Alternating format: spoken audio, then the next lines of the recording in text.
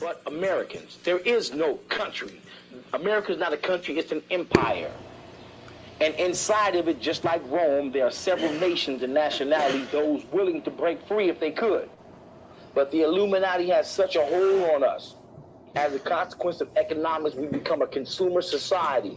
And capitalism has ripped and torn apart nations and created tiers and got us eating at flea markets and swap meets. And y'all think that shit is real.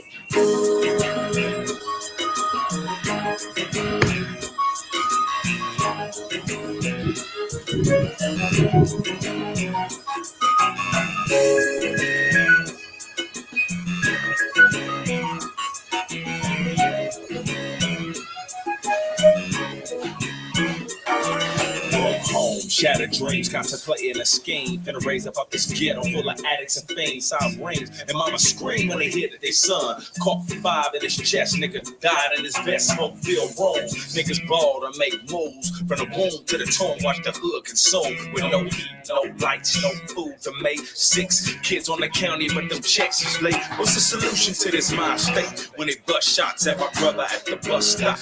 As my fate to elaborate at the wake of another soldier undermined by this hellish fate. The pearly gates they be calling, but I don't answer. Didn't even know my granddaddy cause of cancer. Nevertheless, who finna bleed for these words they read and give they blood in this struggle so we all be free. Behind the bright lights, champagne dreams and hood street tales, soul to soul, auction blocks back to retail with secrets and internal affairs. And gangsta ass niggas turn to Hollywood squares. For the right amount of O's, they remote control while broads come up off their clothes. The hoes that mama's moles, dry bones decompose when the truth exposed from out of the darkness. Yeah, from out of the darkness. Darkness, it's this state of my condition where people be living with no types of discipline. Darkness, it's this ghetto mind existence that's driven by ignorance, transcending infinite. Darkness, it's living life without law, especially with religion that condones the sin. Darkness, where only light prevails from out of darkness. From out of darkness. Okay. None of these rhymes travel like phone lines when you hear this miraculous comeback story of a prophet. Falling from grace to disgrace to his race. Had his memory erased, placed among the heathen. Had to struggle and fight to keep breathing. Worldly ways had him deceiving. Hustling and scheming was his daily regimen. Investing in counterfeit come-ups was his precedence. The pride of life was evident. Jake thought he was nice. An ace of shooting dice, blazing joints, blunts, the pipes. The type to get hype at a VIP invite. Never ran for fights unless it was crash or undercover fights. To the most high swiped him out the lifestyle he learned to love. Used to kick it with thugs, even sold drugs, his own grave he dug. But the key, you see, was the curses of Deuteronomy. Slavery, oppression, I'm learning my lesson and still. This shit hits like an anvil. When you're real with yourself and the most high, the pride can wash away like tide. And I'm truly alive and sealed. A done deal and maintain my zeal. Sick of seeing cats feel. You can't number the tally. Fiends in the alley look at people. They need to seek the book of life and stop these evil. Darkness, it's this state of my condition where people be living with no types of discipline. Darkness, this is ghetto mind existence that's driven by ignorance, transcending infinite. Darkness, it's living life without law, especially with religion that condones the sin. Darkness, where only light prevails from out of darkness. From out of darkness. Yeah. Domestic violence, gang rivals. You want a way out? You better start reading the Bible and start learning. My peoples live amongst roses and vermin. We keep it precise, it's like a laser surgeon. You get a job, you get in the county, you start splurging. Them lanes on the block get you loose and start serving. Day to night, beware you catch 3 strikes. Yeah, in the dark, Satan turned out your lights. Straight from the auction blocks of prosperity. Rags to riches, which is no callous of blisses. No more wicked existence, eradicated and finished. Reminiscences of ghetto existence, cursing the many. Imagine kingdoms and the minds that bring them. It all lies in you, it's time to free them. So shake loose from the bands of death and choose life, cause it lies in the body of Christ. It's not darkness. It's this state of my condition where people be living with no types of discipline. Darkness. It's this ghetto mind existence that's driven by ignorance, transcending infinite. Darkness. It's living life without law, especially with religion that condones the sin. Darkness. Where only light prevails from out of darkness. From out of darkness.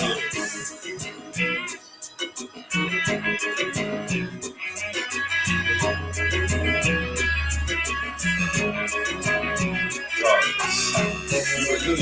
violence against me and increase your indignation upon me. Changes of war against me. Wherefore, when thou hast brought me forth out of the land, oh, that I had given up the ghost and no eye that has seen me.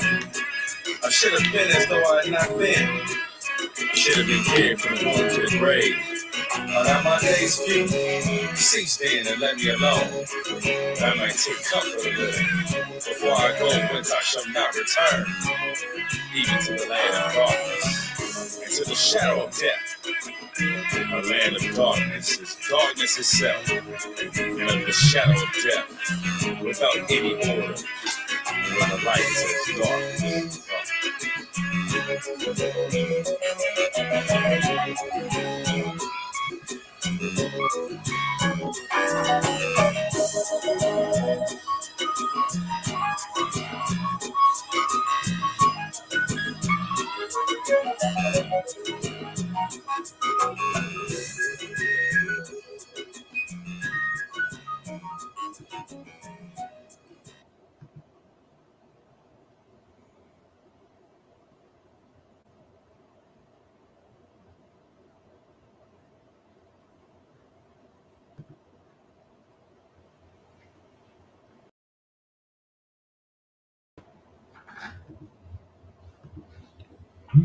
Shalom, shalom, shalom. Peace, welcome, Shabbat shalom to brothers and sisters in the house with me, joining me on another DSTM episode, another transmission to disrupt the system. It's your brother IQAhmath. I acquire first name. IQ is all the same.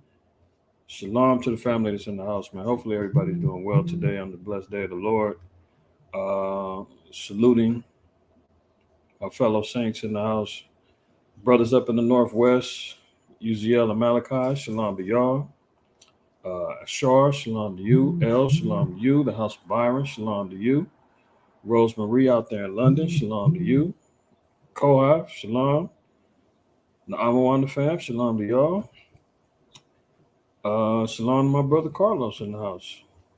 Bayan Shakal, the house of Bayan in the house, shalom to y'all. Raniyah in the house, shalom, shalom. Elder Rashaf in the house, shalom. Brother Jason in the house, shalom, shalak. Yerah. Who else? Naquab. The house is getting packed. All praises, man. Looks like YouTube is finally, taking their foot off my neck a little bit, man, and actually putting out the notifications. Because last week was wild. I did the same thing, and they said only one person was watching. Go figure, man. Maybe y'all want to hear me talk about Sloppy Joe. Shout out to Bayan Shakal. Sloppy Joe as another moniker for Slow Biden. I know everybody's seen him just going full-blown glitch mode at the pre-Juneteenth celebration. That was wild, let alone disgusting, man. There's one thing that, kind of creeps my skin is when you see our people, man, surrounding their oppressor, man, clapping and dancing, shucking and jiving, showing their teeth, so happy that Massa came to come and honor another Folly Day instituted and sanctioned under policy by your oppressor, Juneteenth, right? As they celebrate, the emancipation and ending the slavery out of Texas or whatnot. And meanwhile, we're still in captivity. Nothing worse, man, than seeing some Cooney Negroes, man, bucking and jumping and showing their teeth because Massa came and want to celebrate with you. And meanwhile, he don't even know where he's at. He has no idea. He had no idea where he was at. Full-blown glitch in the Matrix, man. There might have been a clone there. Who knows? But we're gonna talk about that, man. Big deal though is Vladimir Putin going on record saying we're at the point of no return. Although he put out a peace agreement this week and said, look, we can have a ceasefire and a peace agreement right now. Here's my terms. All the lands that we've already reacquired and got back via this war is ours. Ukraine's got to go, and they've got to withdraw their request to join NATO. He said everything could be peaches and cream, man. We can get back to normal, man, if they submit themselves to that. And you can probably guess whether or not that was an accepted deal or not.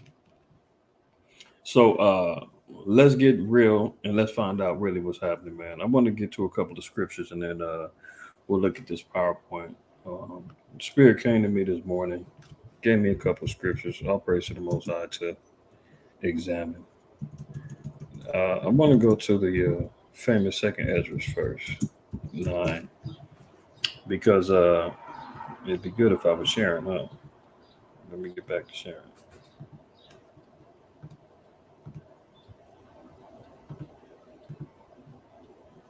All right. So, as always, when we're dealing with prophecy, when we're dealing with the judgments, and when we're dealing with the phenomena that's happening within the earth, we got to always reflect back to where and how did the Most High say things was going to go down. So, one thing I want to highlight is really looking at everything that we're witnessing and we're seeing, as we all know, is of the power of the Most High. I just wanted to precept it, accordingly. So 2 Ezra 9:1 says, he answered me then and said, measure thou the time diligently in itself, and when thou seest part of the signs past, which I have told thee before, then thou shalt understand that it is the very same time wherein the highest will begin to visit the world which he made. Notice it says this is just the beginning. Remember, even in the book of Matthew 24. Let's get that real quick. It's not the end, but it's the beginning of the end. Matthew 24. Let's leave that. For some reason, my computer's moving a little slow. Beside Matthew 24:8. After we're reading about all of these particular commotions and wars and rumors of wars, let's get to it.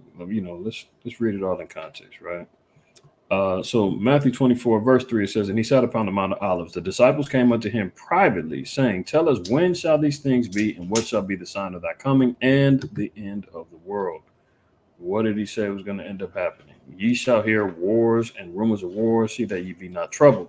For all these things must come to pass, but the end is not yet. So although we're hearing about wars, rumors of wars, we're actively seeing wars being established and fought in the earth right now, Yahweh gave us forewarning. Slow down, Israel. Don't jump out the window saying it's over, we're about to be delivered. He said that's not the end yet. For nation shall rise against nation and kingdom against kingdom, and there shall be famines and pestilence and earthquakes in diverse places. So this is prophetic. He told us this is what's going to happen. There's going to be famines. So what should we be doing? Should we, just sit back and understand what he said, that there's going to be famine, and not be prepared or ready for those particular things? I'm just putting that out there, right? What's the whole purpose of a watchman? The watchman says, man, if you warn the wicked from his error and from his sins, and if he doesn't change, he doesn't do anything, paraphrasing Ezekiel 33, said if he doesn't do anything, his blood's going to be on his hands, but you delivered your soul. So in other words, when you're told and we're being prophesied and told about things that's going to be foretold, and we don't take action, the Lord said that's on you. In other words, so famines, pestilence, extreme disease is going to be happening. We're seeing that. Right? Earthquakes in diverse places. He said all these are the beginnings of sorrows, right?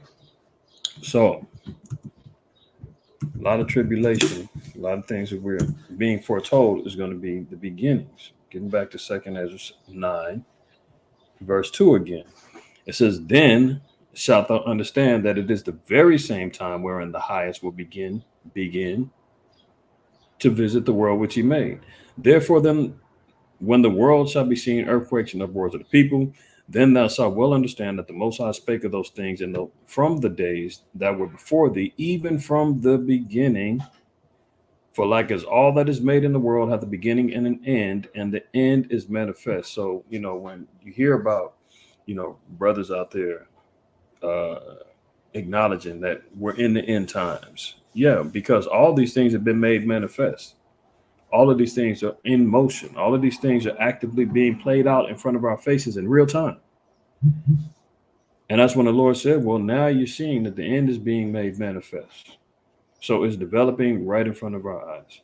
Even so, the times also of the highest have plain beginnings in wonder and powerful works, and endings in effects and signs. So It said that even so, the times of the highest, they're going to have plain beginnings and wonder and powerful works.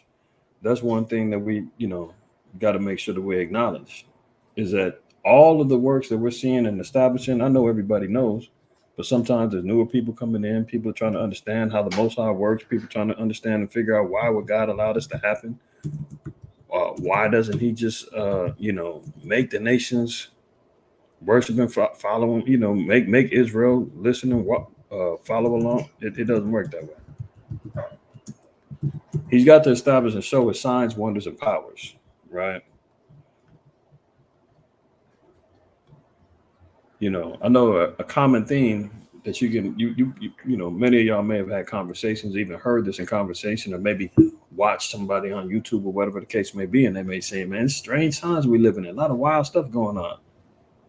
That's the Most High establishing wonders, His works, changing the narrative of how things have been established in the earth, man. There's going to be a lot of things that we're going to be scratching our heads saying, how and why is that happening? Where is this coming from? It's the Most High moving chess pieces. He's establishing the spirits in the earth. Look at Exodus 15:11. It says, who is like unto thee, O Yahweh, among the gods? Who is like thee, glorious in holiness, fearful in praises, doing wonders? See, this is how the Most High operates. He said, who is like him among the gods? And he's saying, well, there are no other gods but the Most High. He's our God. Remember, He's our Father. That doesn't mean that Moab wasn't worshiping Molech. That doesn't mean that, the gods of Babylon from Ishtar and Nimrod and all them, they were all considered gods for themselves. Caesar made himself a god. The Most High was like, let them have that. Psalms, I think it's in, I want to say Psalms 96. It says all the gods of the nations are idols. They have their gods. But they're nothing compared to our Father. He's a Lord over all. So it says, who's like unto thee, O Yahweh, among the gods? Who is like thee, glorious in holiness, fearful in praises, doing wonders? There's a pantheon of gods that they have in Rome, Greece, Babylon, so forth and so on. That's why the Most High is like, well, listen, once this kingdom comes into play, that's all dead. All the nations are going to learn to fear our Father. They're going to fall in line with our laws, our commandments. They're going to worship and see how Yahweh operates, the omnipotent power, the self-eternal, self-existing. That's why in Deuteronomy 32:39, he says, I am the Most High, and there's no other God with me. I kill, I make alive, I wound, I heal. All nations are going to submit themselves to the power of Yahweh. That's why when we see in the histories of us, exiting out of Egypt, the mixed multitude and all them said, well, hey, we see the power is with you. We want to come with you. It's going to be very similar. This is why we're seeing the particular phenomena happening in the earth right now, where people have no other options but to believe in a higher power at this point. They're not going to be giving credit to Vishnu and Krishna and the universe and crystals and all that other, folly that goes on in the earth. They ain't be worrying about no damn Allah. Let's look at this. Psalms 86:8. It says, among the gods, there is none like unto thee, O Lord. Neither are there any works like unto thy works. There's, the only credited work that we're going to see established in this earth, man, especially because we're reading about it in the Bible, the prophecies, no other God is being able to produce that. None of the natures of Kemet. You can forget about all of that. There's no prophecies in them books. No prophecies in the Book of the Dead. None in the Quran. None in the damn L. Ron Hubbard books of Dianetics and all of his foolishness. You see what I'm saying? So it said the Lord is going to be glorious in all of his works. That's why when we just got to read in second Ezra 9, where he acknowledged some of his works. Earthquakes in diverse places, uproars of the people. He said, you're going to see these things. Wars, rumors of wars, pestilence, famine, plague. No other book, no other power got established that, man. Molech didn't talk about it. You didn't hear about it through Astaroth. You didn't hear about it through You know, like I said, from Nimrod to all of the damn gods, man. Nike, Diana. You didn't hear about it from none of these other gods. Where you hear about it from? Yahweh, who is our Father, our power, the God of the nation of Israel, right? And that's how things flow. So when we start seeing these things that, you know, we've been continuously covering on DSTM, man, we always got to give all praise, honor, and glory to the Most High Yahweh, and then trust in His word, because once He establishes it, this is how it's going to be moving on from here on out. So let's get to it, man. Let me open this up. All right. So last week we talked about how Russia was sending troops for military exercises over in Cuba, right? So now America, in response, this came out on Tuesday. In response, they said, hey, one of your Russian fleets is getting a little too close to Florida. So what do? They deployed their warships. It almost went down. It almost went down on Tuesday, man. The U.S. had to take this decisive action because they were saying, hey, that Russian fleet is getting too close. Remember, this is why I said Cuba is the breaking point to where America feels the greatest threat from outside force. I showed y'all last week, Russia's posted up over there, been doing this since the 50s. It's where you get the Cold War from, the Cuban Missile Crisis, all that other stuff, right? I showed y'all also articles that China has been over there, making friends, getting themselves established as well. Well, of course, we see China and Russia rolling together. They're already in cahoots with Cuba. Cuba's going to be the point to where America's got to be on their toes, as we see. Remember, before I read the article when Russia first announced that they were going to be carrying out military exercises with their friend Cuba, America said, "Oh, it's no threat, no big deal. Hey, those subs and the ships over there, while they are nuclear capable, they don't have no nukes on them. We're not worried about it." And then guess what? 3 days later, they're deploying warships out. See, that's how they play games in the media. They sit back and tell everybody, don't worry, we got it under control. It's not a threat. There's nothing to worry about. Meanwhile, they're over there biting their fingernails, shaking and pissing in their pants, saying, hold on, monitor them, radar systems up. What's going on? Oh, they're getting close. Deploy the warships out. We don't know what's getting ready to go down. And then meanwhile, what are they doing during the week? Or what are they publicizing for everybody to watch? Oh, WNBA, NBA playoffs. Oh, don't worry about it. Diddy's Breaking Diddy, Surviving Diddy documentaries is out. Don't worry about it. Oh, guess what?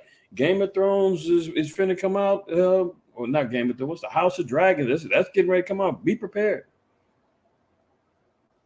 Keep everybody entertained, right? Keep everybody distracted. Don't think about how close, things was going down to where two bulls almost butted heads.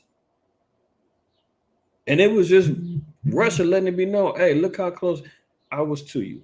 Just like, when David ran up on Saul, while he was knocked out, he took his cloak, let him know, he said, man, this how close I was to you. But I'm going to let you live because you're the Lord's anointed. I won't move against that. So the U.S. deploys warships as Russian fleet makes close past to Florida and approach to Cuba.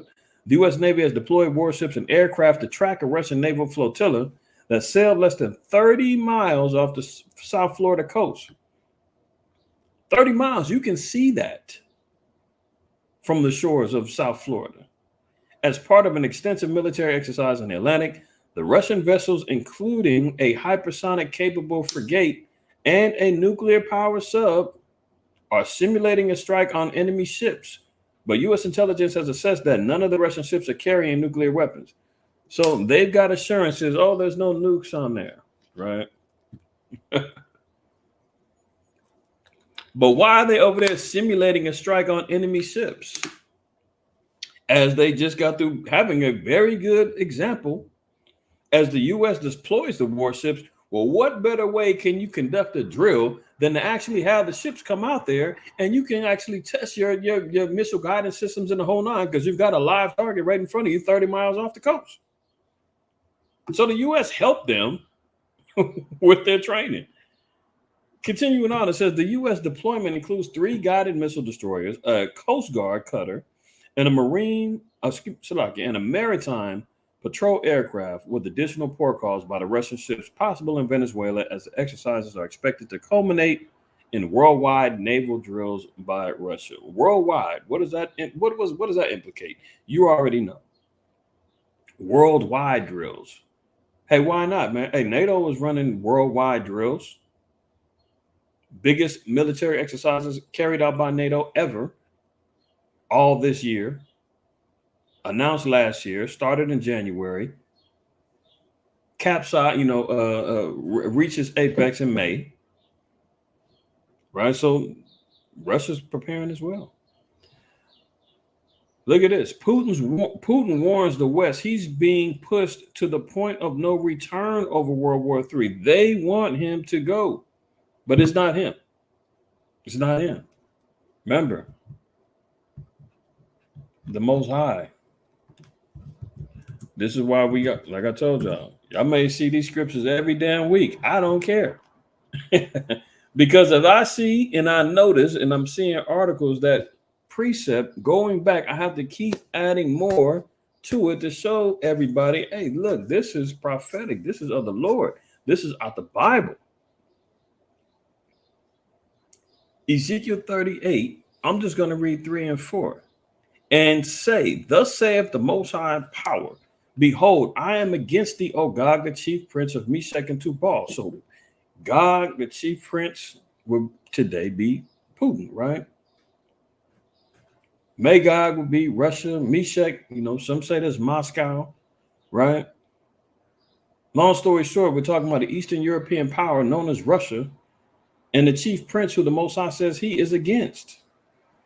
So regardless of the propaganda that, the talking heads on Fox News or wherever, are propagating it, pro-Putin, whatever, the Most High is against him too. There is no good side with the so-called white man. You can't talk about, oh man, look at the great things that Russia's doing. Russia is pro-family. Russia's pro-Christian. Oh, Russia, he came out and showed that there's black icons that they're hiding. He's a good guy. He doesn't do like white man over here in the West. No. The Most High said, man, I'm against him too. Why? Because he comes from the same seed. They're all the same. Don't get caught in the politics and thinking, oh, they're different.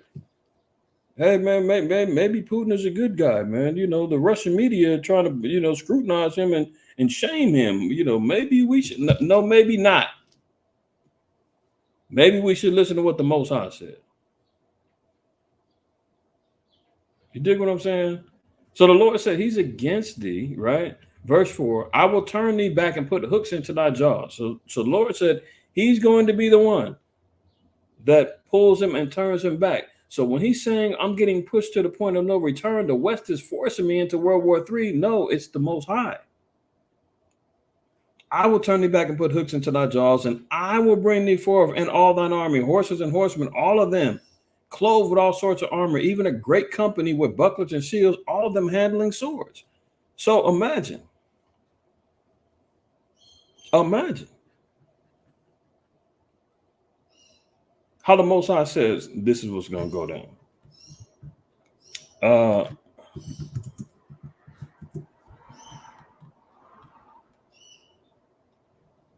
Look at Proverbs 20:24 says, man's goings are of Yahweh. How can a man then understand his own way? And that's for all of us, but in particular, I bring this out because, Daniel 2:21 tells you that the Most High sets up kings and takes down kings. In Sirach 10, he tells you how he replaces rulerships and governments.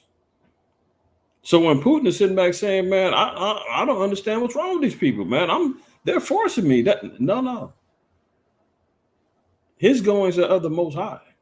How can a man understand his own way? The same with us in this truth. I share my testimony all the time saying that I had no intentions of calling myself or declaring or understanding myself to be an Israelite when I was younger. I didn't own a Bible. I came into the truth on some would say a quote unquote fluke, but it was really the Most High God and everything. I mean, I was on a little path of trying to change my ways a little bit. You know, I'm still young Negro in the 90s in the streets or whatever. But at the same time, I called myself being so-called conscious. You know, I was from my people, Black Power, this, that, you know. Meanwhile, still doing destructive stuff to my people. A hypocrite by all means, right? But you know, I through the grace of the Most High, man, made my way into school, and I had to into college, and I wound up being able to do a paper. I had to do a final. Well, I can't remember, it was a final, midterm. I think it was a final paper on it. I was taking a religious studies class, and while I was doing that, I think I heard that the class was easy, something like that. I really don't recall, because I don't recall ever really having an interest in religion like that. You know, yeah, I was raised Christian, the whole nine. But at that point, I was like, you know, I got my own personal relationship with God. But hey, I'm taking this religious studies class, final paper, gotta go do study and examine outside religion, go to their temple, go to their mosque, go to, whatever their place of study is, this, that, and the third, right? Do an extensive research on their customs, their beliefs, and turn it in. And I had knew a few brothers in the truth. And of course, I'm a knucklehead. I'm not listening to them, And I said, you know what, this is a good time, man, to go ahead on and, let me check these guys out. My intention was just to get the paper done and get up out of there and turn it in. But, long story short, man, that assignment through the guidance of the Most High changed my life. And from there on in, I was, I went to the class and I was just expecting to do some research to get my paper done. The class blew my mind, triggered my spirit. The Holy Spirit, or the Comforter, man, bringing all things back to my remembrance, man, really just hit my spirit, man. And things just started clicking, making sense. And boom, there we go.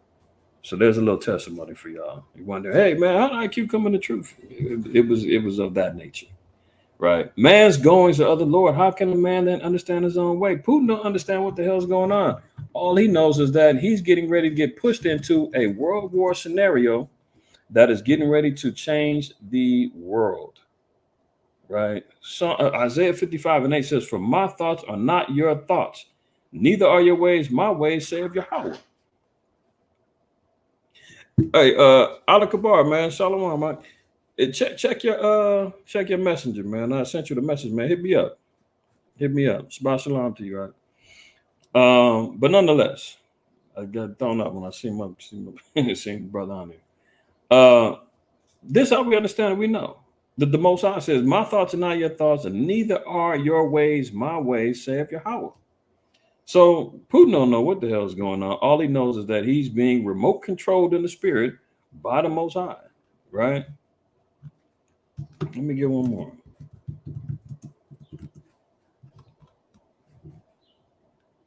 Second Ezra 16:13 says, "For strong is his right hand that bendeth the bow. His arrows that he shooteth are sharp, and he shall not miss."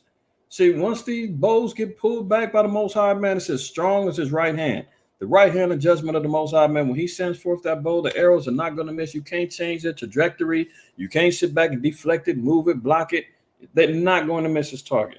When they begin to be shot into the ends of the world, so judgment arrows are being shot out throughout the four corners of the earth. Everyone is being affected. And here we see Putin sitting back, scratching his head, saying, "What's going on? Why?" Look at it. Putin warns the West. He's being pushed to the point of no return over World War III. That's the Most High pushing him to the point of no return. He can't find his way back to peace. He won't be able to find his way out of initially accepting the fact that you're going to be involved in World War III. And you've got an army, you've got a legion with you, you've got alliances with nations who are ready to ride with you. It's just a matter of him getting completely pushed to the point and to the brink to where he's like, "Hey, I'm gonna have to just go ahead and make it happen." Vladimir Putin is issuing another chilling warning to the West, saying it is selfishness and hypocrisy has led to a dangerous turn of events and brought the world close to a point of no return.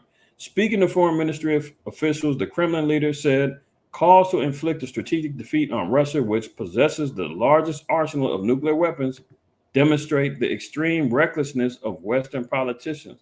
They either do not understand the scale of the threat they are creating or simply obsessed with their own sense of impunity and exceptionalism.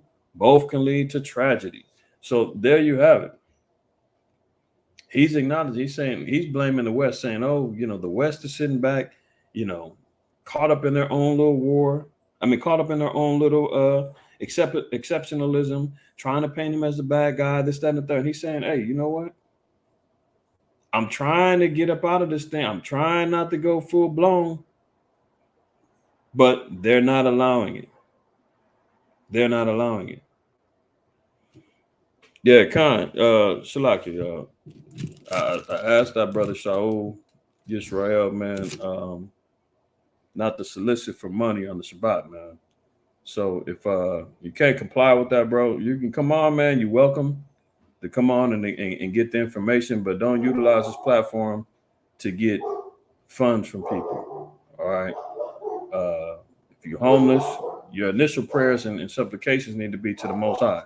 Sirach 12 tells us and gives us instructions on how we're supposed to handle dealing with, donating, and helping our fellow brothers and sisters, man. So everyone will have seen. I'm pretty sure everybody's seeing your posts on your Cash App and everything else over the time that you've been on here, and it's fine, but don't do it on the Shabbat. Don't solicit for money on our channel here on the Sabbath, man. We ask that you respect that. You're welcome to come on, man, contribute to the information, but this isn't a platform, man, that you're going to utilize to try to solicit money from brothers and sisters, man. I don't even do it. So, and nobody on MOTC solicits for money on the Shabbat. So respect that, man, or you're going to have to move on. All right, moving on. So the war, Putin's getting pushed to the point of no return regarding this World War III scenario. Okay. Let me get one more precept and wisdom side, because this is important, for our people to understand where this leads to, man. Sometimes, it's always good to have a sobering moment to kind of see and understand, like, what are we talking about? How bad can it get? Where are we at as far as judgment is concerned? Wisdom of Solomon 5, right? We start at 14. Now it says, for the hope of the ungodly is like dust that is blown away with the wind. So just imagine that, man. You got a palm full of dust and you just blow it, or you got a strong wind that blows up. Is there any recovering that wind? Is there any recovering that dust? Can that dust be obliterated and disintegrated with just the wind alone? Can it be moved and scattered and broken? And there's no more recollecting the dust. Once it's blown away, it's gone. So their hope is finished. The ungodly, man, the unrepentant, the ones who don't want to abide by law, statute, and commandments, the ones who don't want to acknowledge who they are according to the Bible and reestablish their covenant relationship with Yahweh, the ones who want to stay locked into religion and virtue signaling, to the so-called white man, as you calling yourselves urban apologists, and you want to be the saviors of the Christian churches and all that other stuff. Meanwhile, you're doing nothing but destroying and creating more ungodly people.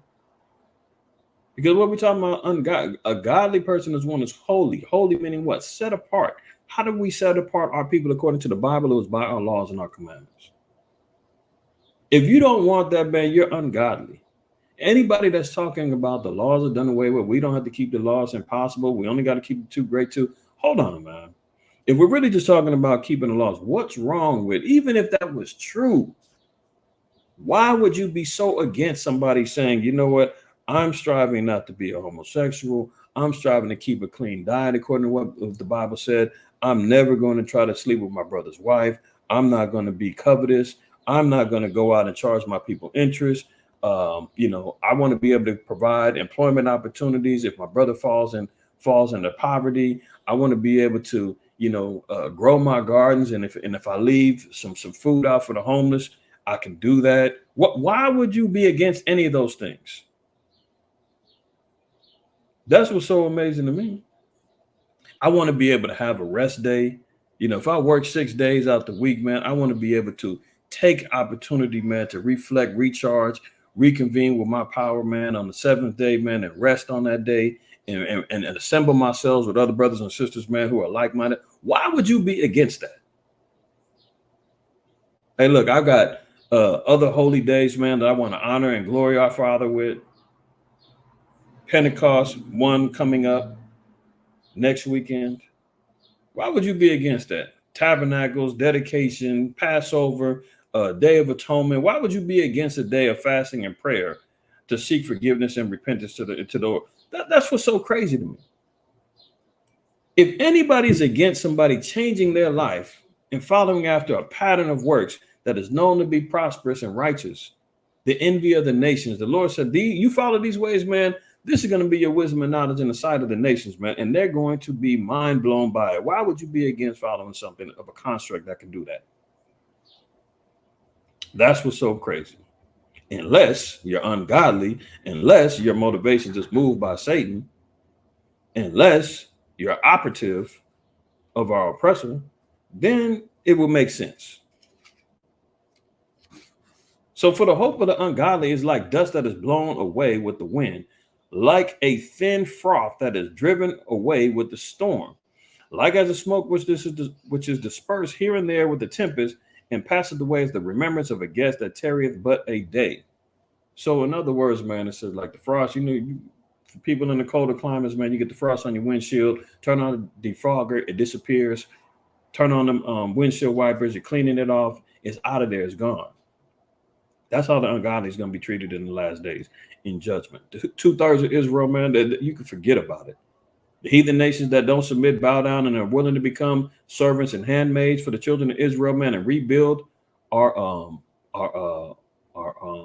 country and establish themselves under the submission of the laws and the rod of iron, which is the rulership of Yahweh Shai. They don't want to do that, man. Hey, this is what you got coming.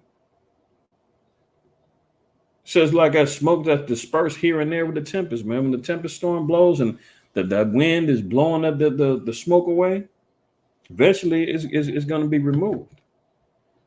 But what? But the righteous live forevermore. Their reward also is with the Lord, and the care of them is with the Most High. So the righteous, the ones who's following the laws, because what? The scriptures say it shall be our righteousness in Deuteronomy 6:25. It's going to be our righteousness if we observe the commandments of the Most High.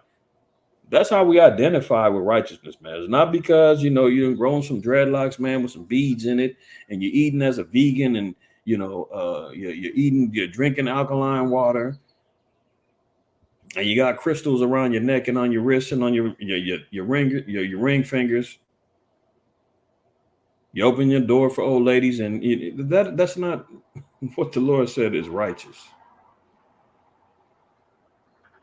Okay? Our reward is going to be with the Lord. And he said the care of them is going to be with the Most High. It says, therefore, said they receive a glorious kingdom. If we're not submitting ourselves to a righteousness, there is no kingdom coming, period. And a beautiful crown from the Lord's hand. For with his right hand shall he cover them, and with his arm shall he protect them. So our coverage, when all hell breaks loose, man, the only thing that we can do is be protected and pray for the shielding of the Most High's protection, just like he did with our people in Goshen, providing us with righteous knowledge and understanding, provisions that's going to keep us preserved in those days, right? Getting into our chambers, man, escaping on the chariots, until the destruction passes over. That's the only way, all right?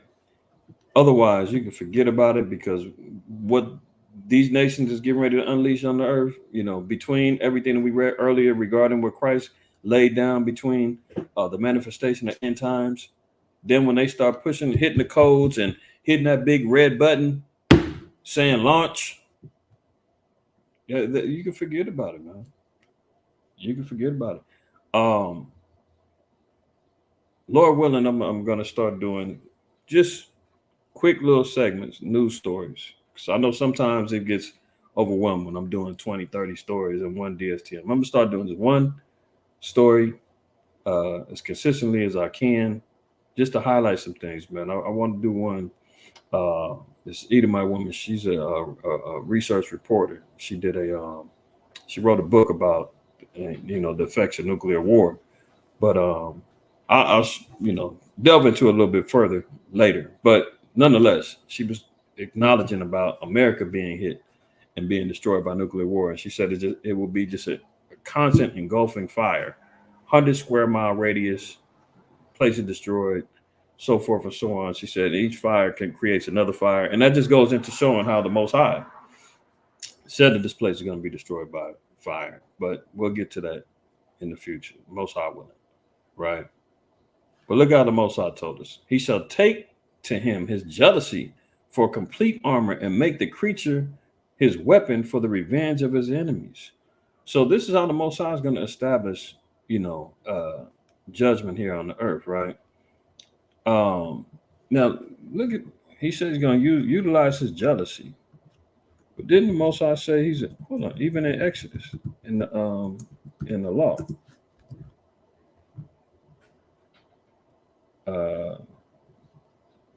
Exodus 20:5, the famous 10 Commandments, right? Thou shalt not bow down thyself to them, nor serve them, for I, Yahweh, thy power, am a jealous power, visiting the iniquities of the father of the children upon the third and fourth generation of them that hate me. So this was the judgment for creating graven images, idols, bow down and worshiping them, so forth and so on, right?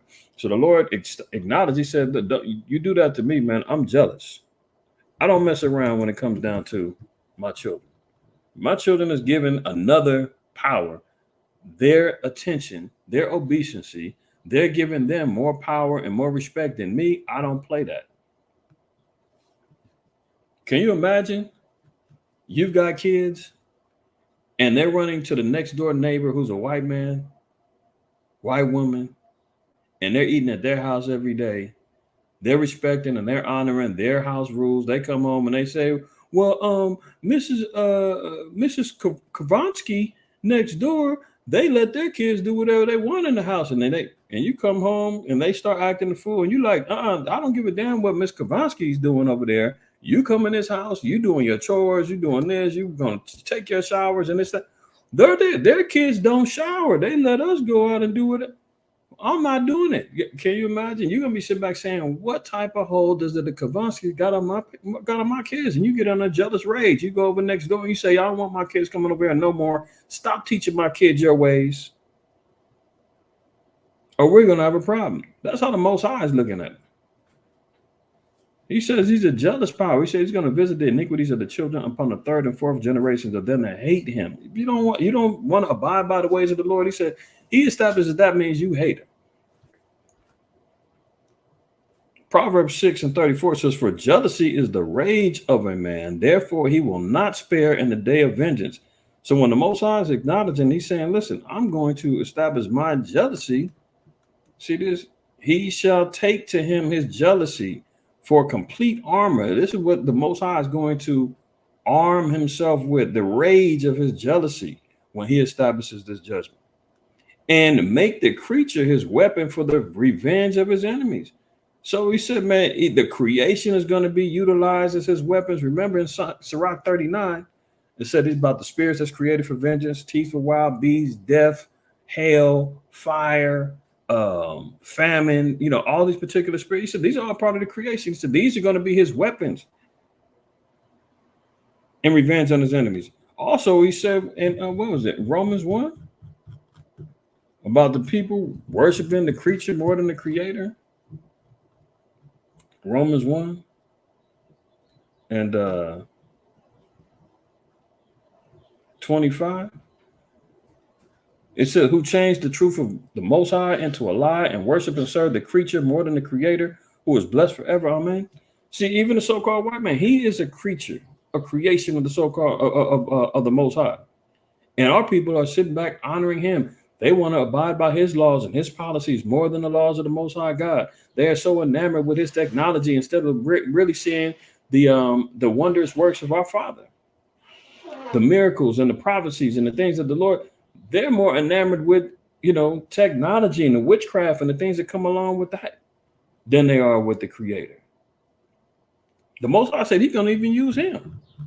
Since our people love the creature more than the creator, he said, I'm going to utilize even my creation to create and destroy and establish judgment.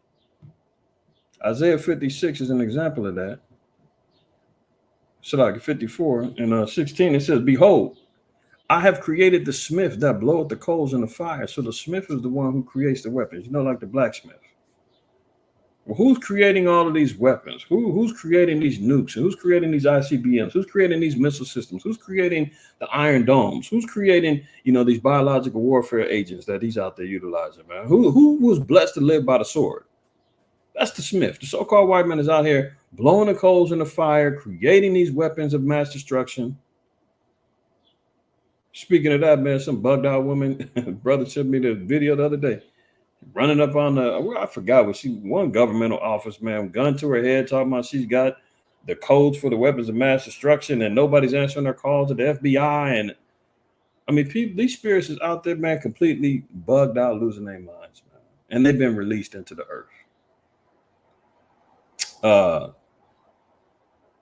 They got the nuclear codes. I mean, the whole nine. The smith blowed the coals in the fire, and that bringeth forth an instrument for his work. After he's finished, you wind up with nukes, ICBMs, these destructive weapons, hydrogen bombs, atomic bombs, so forth and so on. And it says, and I've created the waster to destroy. So when the Most High puts it on him, that's why Putin is talking about, we're at the point of no return. You're going to make me go nuclear, so forth and so on. That's the Most High saying he created the creature, and he make the creature his weapon for the revenge of his enemies. Continuing on back in Wisdom of Solomon, we're going to read down. We're going to continue moving on. It says, he shall put on righteousness as a breastplate and true judgment instead of a helmet. He shall take holiness for an invincible shield. His severe wrath shall be sharpened for a sword, and the world shall fight with him against the unwise. Then shall the right aiming thunderbolts go abroad, and from the clouds, as from a well-drawn bow, shall they fly to the mark. And hailstones full of wrath shall be cast out of a stone bow, and the water of the sea shall rage against him, and the flood shall cruelly drown them. Yea, a mighty wind shall stand up against them, and like a storm shall blow them away. Thus iniquity shall lay waste the whole earth, and ill dealing shall overthrow the thrones of the mighty. So we're seeing how the Most High is going to be blowing judgment through who and what and how he's going to be utilizing these things. I'm going to read this in the GNT. Sometimes we, do compare the translations, and it's a little bit more practical when you read it in this way, right? GNT and the Wisdom of Solomon 5. It says, what hope do wicked people have? Only the hope of a straw blown about in the wind, the hope of ocean foam that disappears in the storm, the hope of a smoke in the breeze. Their hope lasts no longer than our memory of a guest who stays one day and leaves the next. But the righteous live on forever. The Lord will reward them. The Most High will protect them. He will give them royal splendor and a magnificent crown. He will shield them with his powerful arm. He will go out into battle determined to defeat his enemies and use the creation itself as a weapon. Righteousness will be his armor. Genuine justice will be his helmet. Holiness will be his invincible shield. He will sharpen his stern anger into a sword. Remember that? That's a jealousy, right? It's going to be translated into a weapon. And the forces of nature will join him in battle against those who are foolish enough to oppose him. Bolts of lightning will strike right on target, as if the Lord had made a bow out of the clouds and was shooting arrows. Hailstones will beat down on his enemies with terrible force. The oceans and the rivers will come rushing over them into a devastating flood. Great windstorms will blow them away like straw. Lawlessness will be the ruin of the whole world. Evil actions will cause governments to fall. Okay? So you want to know where, how, when, why? We just read about it. Evil actions is going to cause governments to fall. That's why you're seeing America crumbling right before our faces. This is why we're seeing all the divisiveness that's going on within all these multiple elections throughout the world. You're seeing all of these particular nations that's assembling themselves, trying to get ready for war. Lawlessness would be the ruin of the whole world, right? So let's look back over here. Putin says he's ready for a ceasefire tomorrow if Ukraine pulls out of 4 regions seized by Russian forces and abandons plans to join NATO after warning the world has reached a point of no return. This was on June 14th. This was yesterday. He's saying, I'm ready to put peace on the table, ceasefire on the table. All we got to do is abide by my request. If all of these tree huggers and people that were just so staunch against the war, and all these nations are saying this is unfortunate, we just need to stop it, and we're sending billions and billions of dollars to Ukraine, and why are we even risking the threat of nuclear war? Well, if it was really like that, man, people would just say, you know what, fine, give him what he wants, man. We don't want the world destroyed. But they ain't gonna do that. They can't do that. The Most High has already shot the arrow, man. It's already set up. He can say, I got a ceasefire on deck right now. The terms that even put out is the NATO and Ukraine are gonna say that's unreasonable. No way. We're agreeing to that. So, forget about it, man. Everybody, holding on for that chance of peace. Oh, we're almost, we got a deal on the table. They just had a deal on the table for a ceasefire with Palestine and the Israelis, and Palestinians turned it down. They like, forget it, man. You done already killed damn near 40,000 of us. We might as well go ahead all out, right?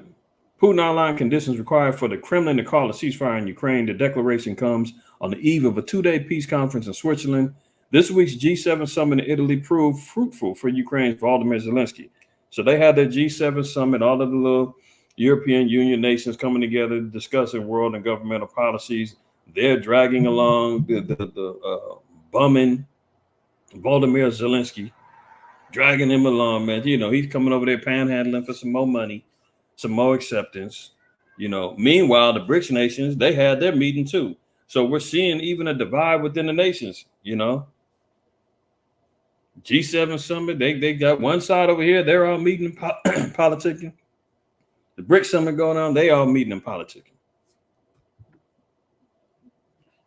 Look at this. Biden and Zelensky to ink a 10-year deal meant to lock in U.S. military support for Ukraine. Framework of boxing Trump with the U.S. elections up for grabs. $50 more billion. This is in a quote-unquote loan. So Biden is already guaranteed more money. They're saying that this is a loan, but the cold part is this is frozen money that they've seized from the Russians. So you can only imagine, are they really trying to push peace? Are they really trying to establish a treaty? Do they want a ceasefire or not? Slow Biden and America, man, Sloppy Joe, they double down and say, hey, you know what? Forget what he's talking about. Matter of fact, we got $50 billion frozen of theirs that we're going to give to the Ukrainians as a loan. 10-year plan. So what's that? Make $5 billion a year? They're going to give them more. Now that'll even let you know even further how far away they are from talking about peace. They're saying they're expecting war for at least another 10 more years if it goes that far. This is a 10-year deal for U.S. military support. This is not to help them reestablish the broken framework of their government and get their country back in order and boost their economy and everything. No. This is military support, $10 billion. And they're saying we're prepared to go the length for 10 more years.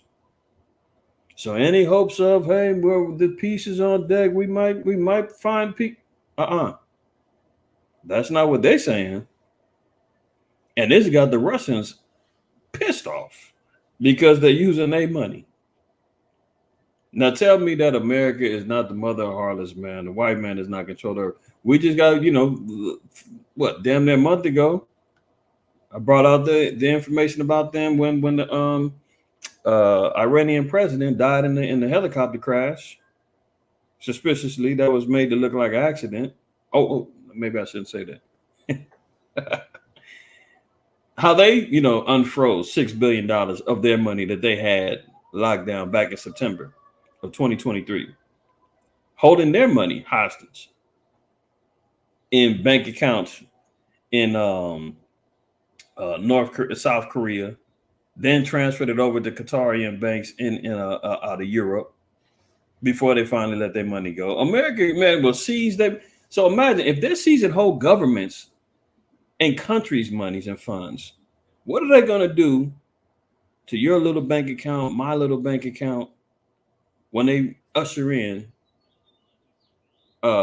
this new digital ID payment system, FedNow, whatever they want to call it, the CBDC that's expected, cashless society? What are they going to do to our bank accounts? They're seizing whole countries' bank accounts. You think my account is safe? You can forget about it. We can forget about it, man. Ask the truckers up there in Canada when they froze their bank accounts for protesting. This is how America operates, man. This is how the so-called white man locks down, has everybody in a particular pool, man, where he controls the narrative of all. Let's move on. Russian warships conduct Atlantic drills en route to Cuba. New hypersonic missiles on board. We talked about that, right? As America went down for countermeasures and jumped out there and said, hey, you guys are getting too close. So we see that was on deck. Look at it. NATO says over 300,000 troops are now on high readiness. High readiness. What are they getting? Why are they so alerted? What's going on?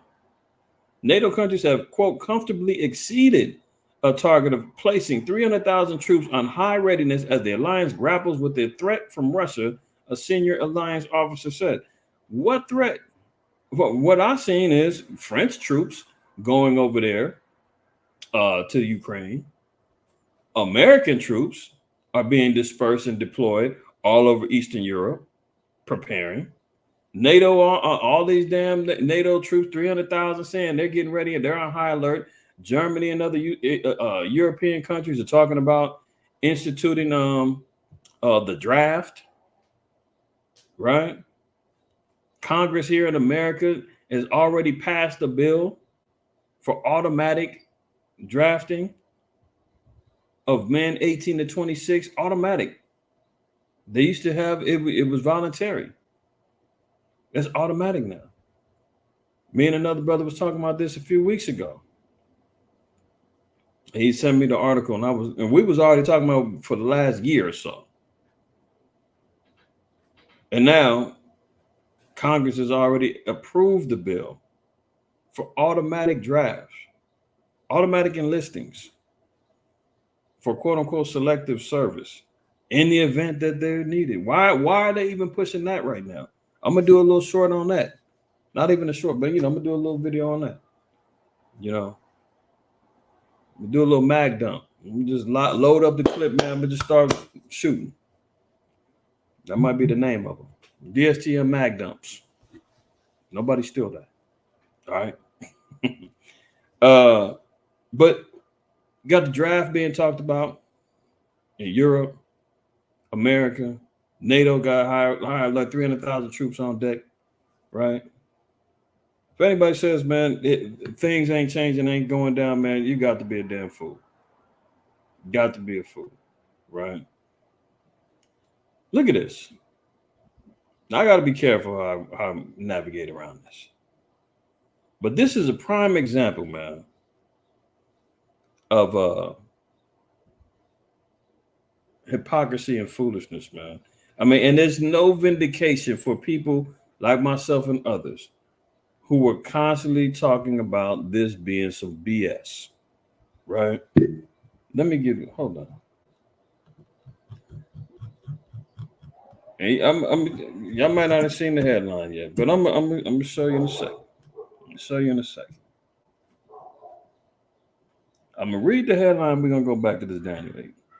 The Pentagon ran secret anti-VAX campaign to undermine China during the pandemic. I'm gonna read that one more time. This is Reuters. This is an investigative report. Mainstream media, one mainstream media news outlet put this out there. Had the balls to do it. The Pentagon ran secret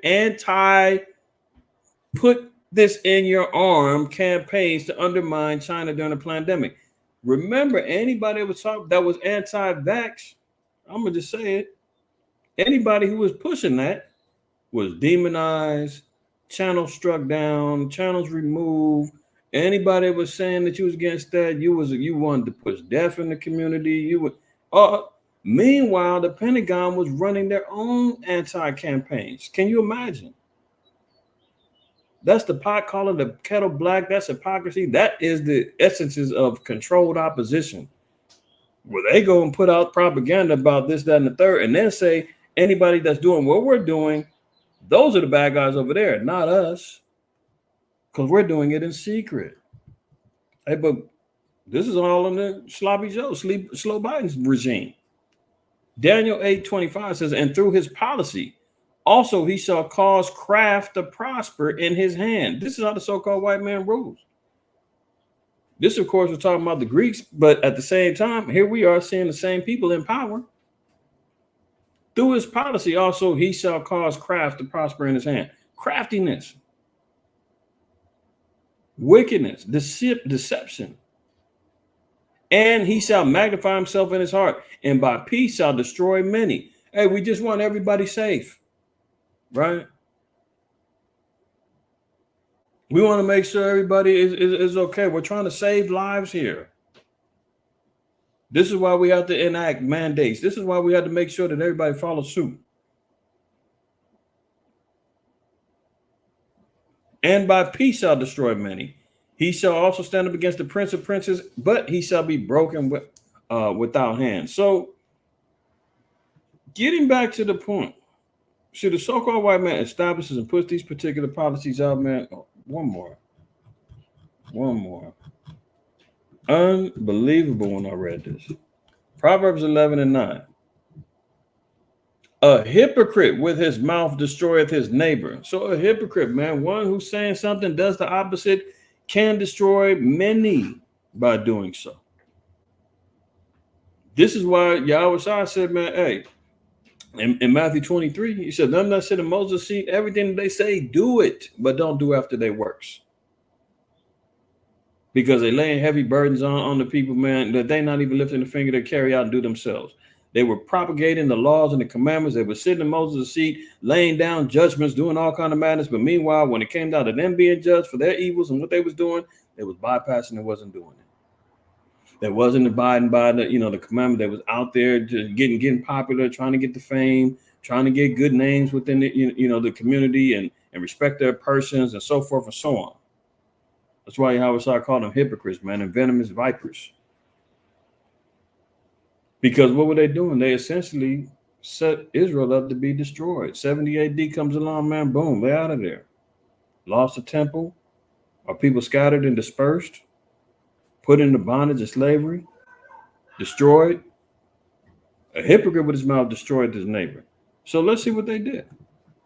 The U.S. military launched a clandestine program amid the C-19 crisis to discredit China's Sinovac inoculation. So what did they do? Because they wanted their versions. They wanted Pfizer's inoculations to be pushed. Johnson & Johnson, they wanted theirs to be put out there. Moderna, they wanted theirs. Oh, China came up with one? No. We got to discredit theirs. Don't take theirs. So let's be anti-jabbing yourself. As payback for Beijing's efforts to blame Washington for the pandemic. One target, the Filipino public health experts say the gambit was indefensible and put innocent lives at risk. A hypocrite with his mouth destroyed his neighbor. Put innocent lives at risk by them doing this. Anybody going to talk? Anybody want to prosecute the Pentagon for putting innocent lives at risk? Isn't that considered like attempted murder? I'm just saying. Planning and plotting things that could lead to the demise and the death or the sicknesses and the illnesses of people, and that could happen. Nobody's getting prosecuted, right? Zechariah 11:5 says they hold themselves guiltless when it comes down to being prosecuted for their crimes, right? They don't stink. But let little old me say something, man. 2 channels is gone, multiple strikes, shadow banning the whole night, man. They won't even let us get out the gate running, you know? And many others have suffered the same type of fates, man. They want to control every damn thing. At the height of the pandemic, the U.S. military launched a secret campaign to counter what is perceived as China's growing influence in the Philippines, a nation hit especially hard by the virus. The clandestine operation has not been previously reported. It aimed to sow doubt about the safety and efficacy of the vaccines. Oh, safe and effective, right? But as soon as we were talking about that, then maybe you might want to question whether it is. Oh, you all hell broke loose. You can't get a damn job. You got taken out the military. You got a dishonorably discharged. You feel me? You can't get it. You couldn't visit your loved ones in the hospital, nursing home, so forth and so on, unless you paid your dues. You're not going to the baseball game, football, whatever. You can't travel. Remember all of that? So they created a whole campaign saying, question the safety and efficacy of these things you're putting in your body and other life-saving aid that was being supplied by China. Oh, because it came from the dirty chinks. Or maybe I shouldn't say that word. You know, the bots. I'm sorry, YouTube. I was using it as a figure of speech. If they came from Moab, it's a problem. A Reuters investigation found through phony internet accounts meant to impersonate Filipinos. How racist is that? I mean, the Filipinos should be up in arms. They created bot and fake accounts, man, speaking Tagalog, impersonating Filipinos. The military's propaganda efforts morphed into an anti-jab campaign. Social media posts decried the quality of face mask test kits and the first jab that would become available in the Philippines, China's Sinovac inoculation. Reuters identified at least 300 accounts on X, formerly Twitter, that matched descriptions shared by former U.S. military officials familiar with the Philippines operation. Almost all were created in the summer of 2020 and centered on the slogan, quote unquote, China and virus. Tagalog for China is the V. Remember when Trump ran out there and talked about the Chinese V word, they was tripping on him. Meanwhile, they was running a whole campaign saying the same thing to the Filipinos, man. I mean, it's unbelievable. Unbelievable. But such is the ways of America. This is why we say the white man is the devil that the Bible speaks of, man. What is a deceiver? He's mastered all the arts of deceptions, man. And can't nobody say he hasn't. Look at this. This is ridiculous. But this is how he's moving. All right, let's continue on. Former CDC director predicts bird flu pandemic. Right on time, Carlos. Centers for Disease Creation, Disease Control. Who controls the diseases? Oh, they got a whole center for them? You don't say. They've got a whole place where they're cryogenically freezing these particular pathogens and experimenting on them and seeing if they can enhance them and how it's going to affect the human body and how can they make it more contagious and all this other stuff. They got a whole center. They got that they have cloaked as we're out to try to save everybody. We're trying to study these things so we can create solutions and stop these things from getting out.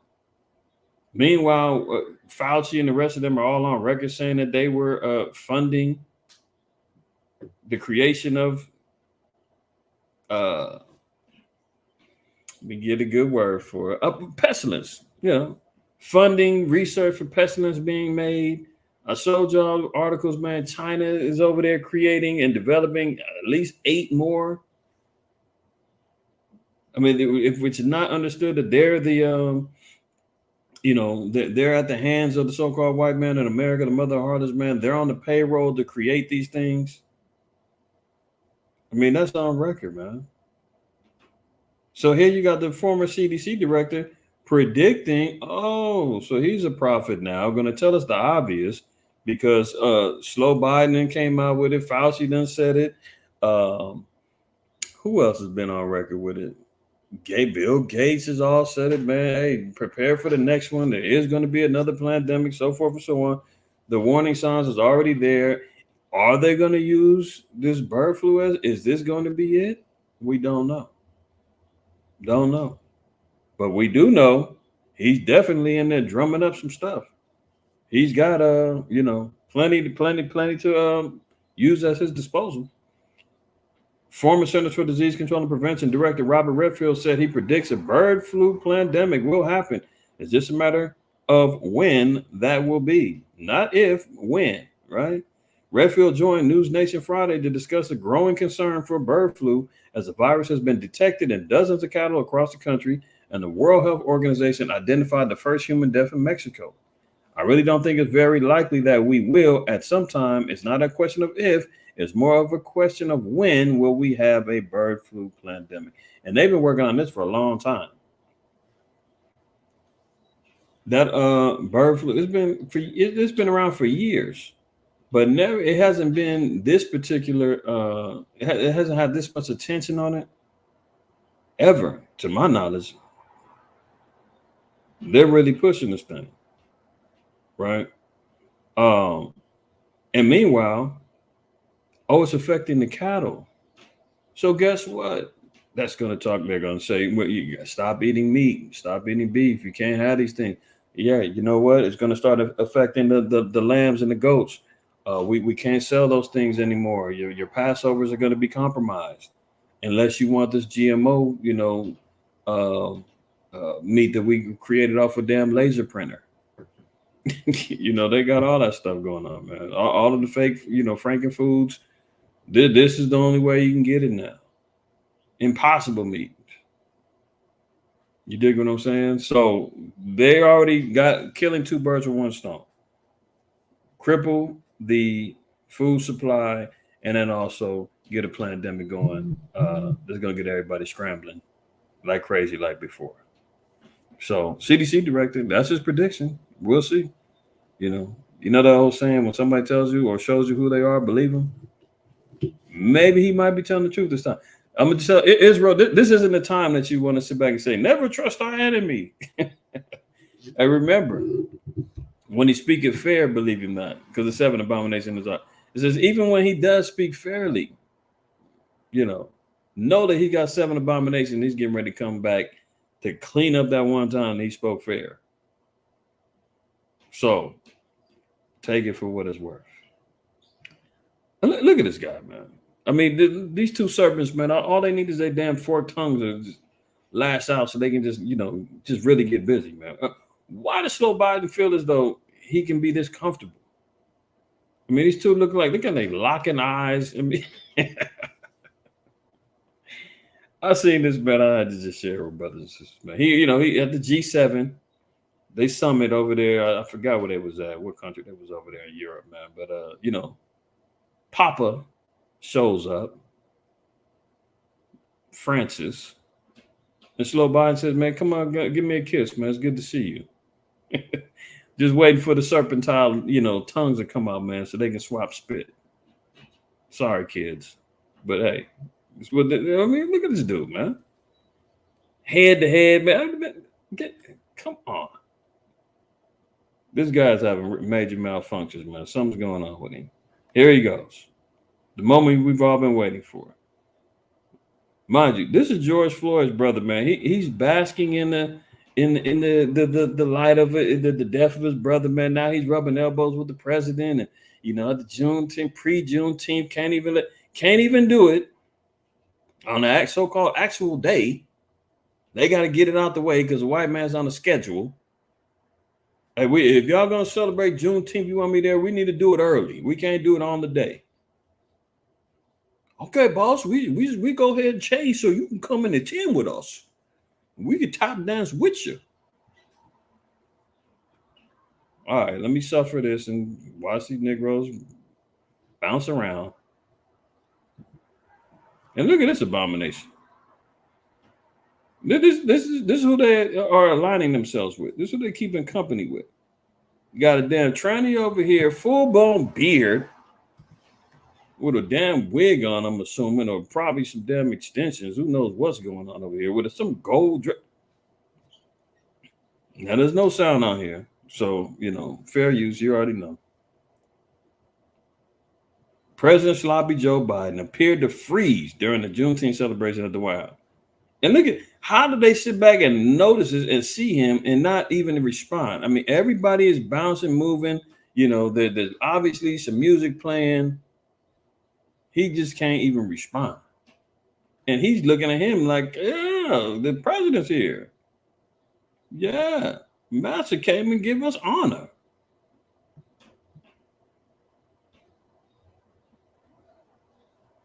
Look at froze.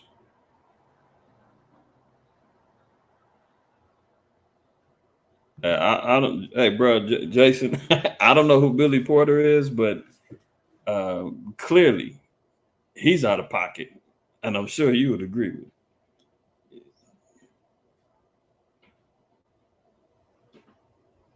Yeah, I mean, come on, look at these guys, man. Here goes look. If you look at the crowd, man, these are only two damn, Edomites in this whole damn thing, right? Here goes a little Secret Service detail over here. Any other white faces you see in there, they Secret Service, man, to protect Slow Biden. They got the Transformer up in the front row with them. A GMO Small Hat, which is the husband of this heathen right here. I got to get a name for her too, man. Kamala Harris, right? George Floyd brother. I don't know who that is, but I mean, all right, let me just get through it. He still ain't moved. And look at this guy. He talking about Esau, man, no damn salt, no rhythm at all, man. I mean, look at the small hat man next to Kamala Harris' husband.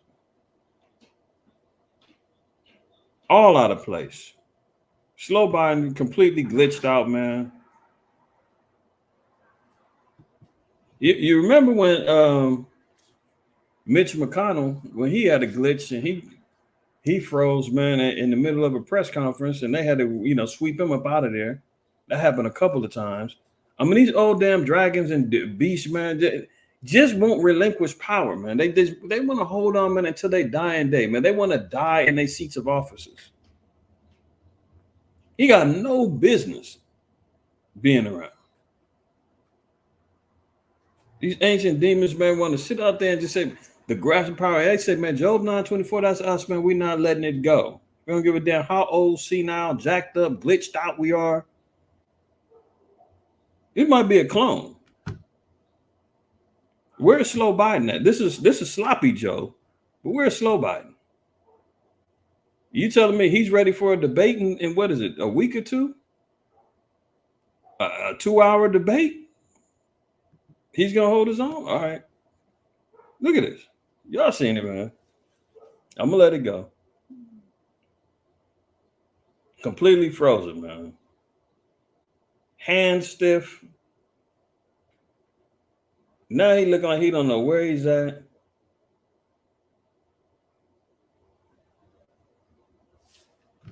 I mean, he embraces him like he's, mentally slow. Hey, Johnny, come on, man. Didn't you see what's going on?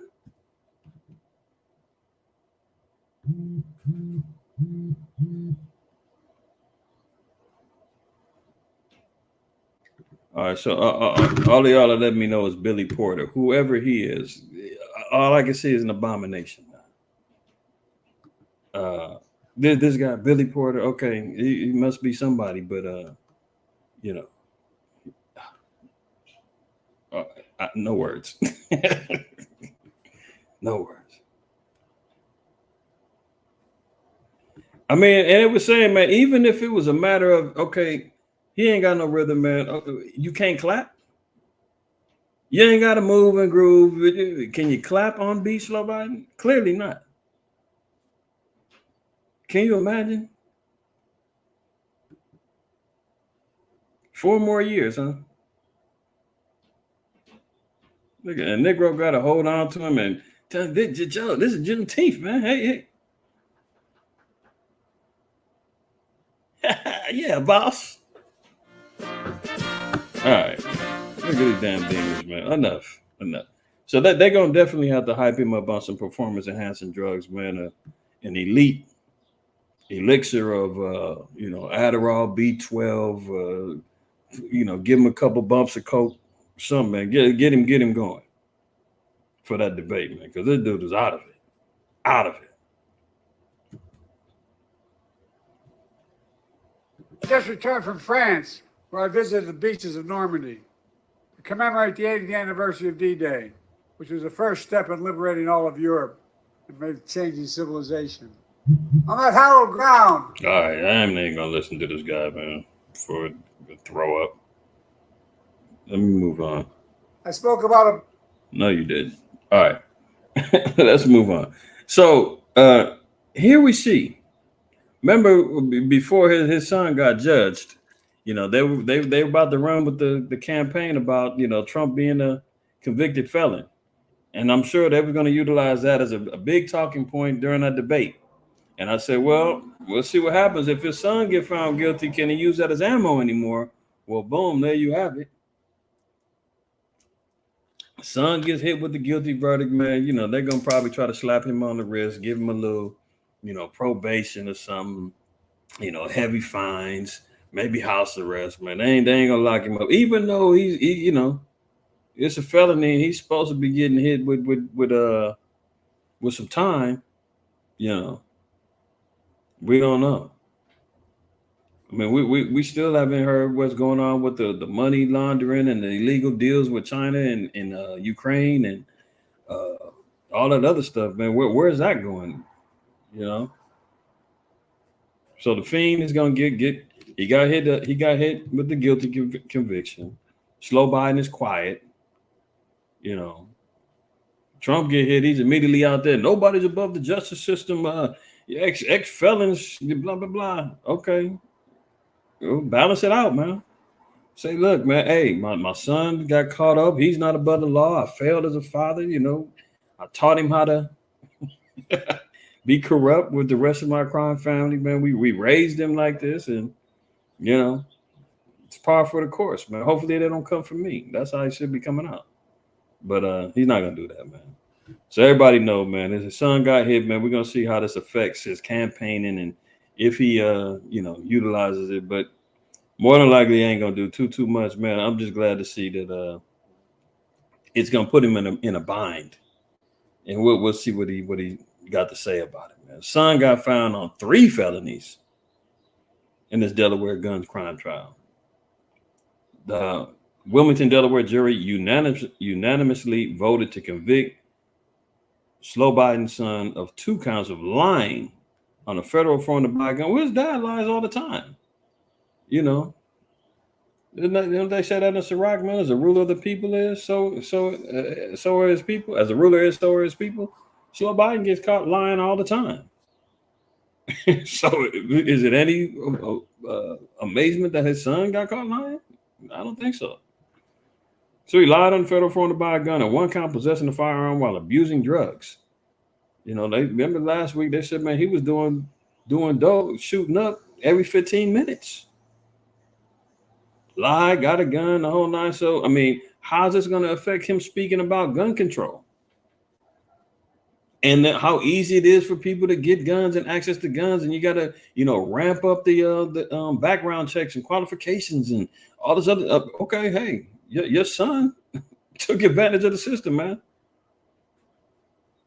So wait, are you gonna bring that up too? I wonder.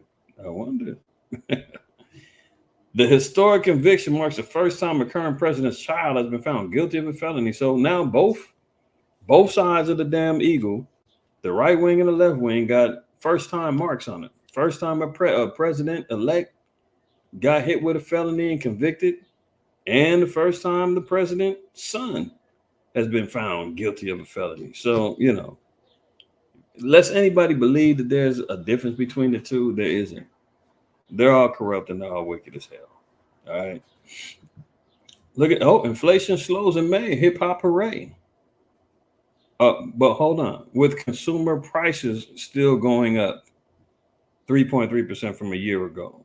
So they throw out these fake numbers about inflation is slowing in May.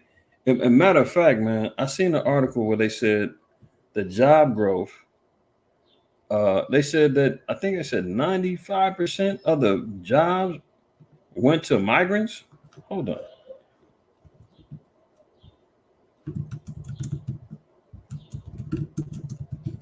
I might be off on it 95%, but well, okay, here goes one. MSN. Job gains are going to immigrants.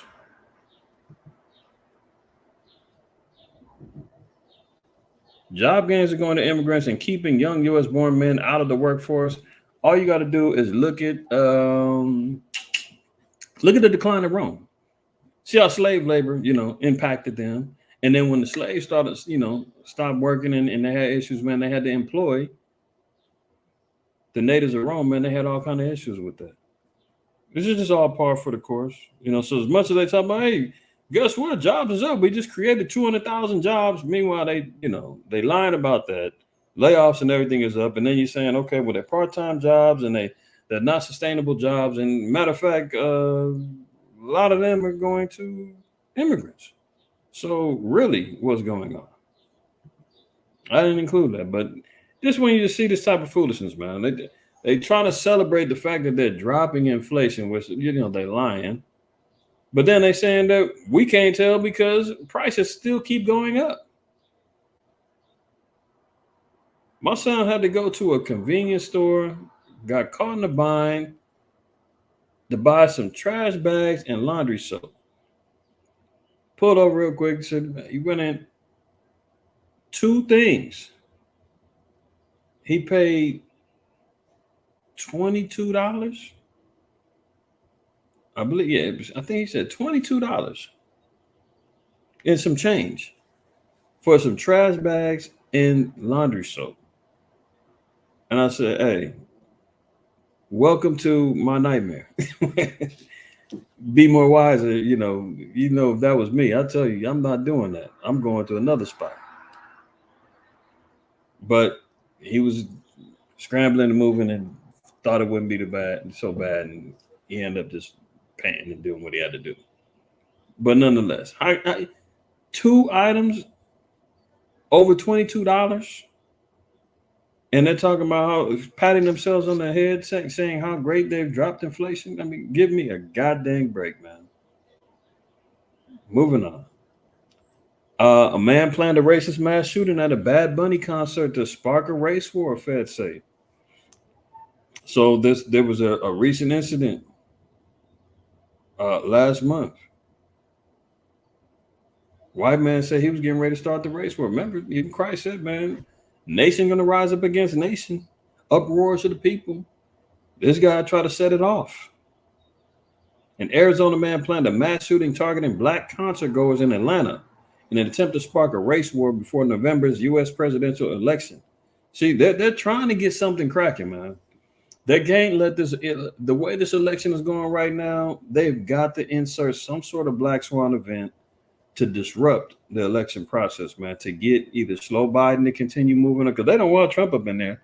So they're trying to get a way that they can either get slow Biden another 4 years and then replace him with somebody else, or completely just get him out the way and replace him with somebody else, whether it's Gavin and Newsom, or they can, prop up Kamala Harris or whoever, right? So they've got the race war. I'm going to show y'all an article, and I'm sure some of y'all heard about it before. They just got to catching 8 migrants that was linked to ISIS in 3 metropolitan cities in New York, Philly, and LA that they just caught. Potentially could have been, sparking a terrorist attack. You got the bird flu on deck. You got wars on deck. Something's going to have to give, man. It's my opinion.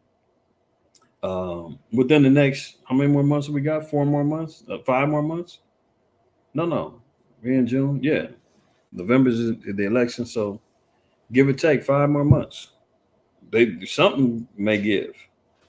So Mark Adams Prieto, a 58-year-old gun show vendor, intended for the violence to unfold at a rap concert at the State Farm Arena on May 14th and 15th. Court documents say the venue's calendar shows Puerto Rican rapper and singer Bad Bunny was the only artist scheduled for those dates. Prieto's plan unraveled because he was unaware that 2 people he discussed it with between January and May were working with the FBI, according to prosecutors. And that's deep. I'm sure that they must have, I don't know how they got hip to him to be able to infiltrate, but it just lets you know, man, FBI, COINTELPRO, they got agents all over the place, man. They monitoring everything. That's why I said I can guarantee you they're within the nation of Israel and the various camps and congregations going on. There's some lone wolf guy in Arizona, 58 years old, a gun show vendor. More than likely, they, infiltrated him through the gun shows as interested gun enthusiasts and fellow vendors and this, that, and the third, man, befriended him, established communications with him, probably intrigued him and tickled his butt with a feather, talking about how much they hate niggas and rap music, and we just need to get rid of them. And Mark Adams is already on that. Yeah, you know what? I'm gonna go. I'm planning on going down there and spraying up the damn concert, man. Why don't you guys come along with me? Yeah, I don't think we can make that, but you got our full support, brother. Document every damn thing, man, and they seal him up. So he's in there dealing with inside, and it always happens that way, man. The so-called plot to shoot up or kidnap the Michigan governor had FBI agents on the inside. Every time somebody makes a statement regarding you threaten the president online and all that, man, they got feds at your door within hours. They're monitoring everything. So, he got caught up, but he tried to spark off that race war, man. So be prepared, Israel. Something's gonna give. They're gonna let one of these cats, man, go. They're gonna let one of these cats go. There was I can't remember the guy's name, and if any of y'all remember or have seen it, there's a documentary about a Jake that was a confidential informant, and they used him to infiltrate a lot of the Black Panther events and pro civil rights movements and all that.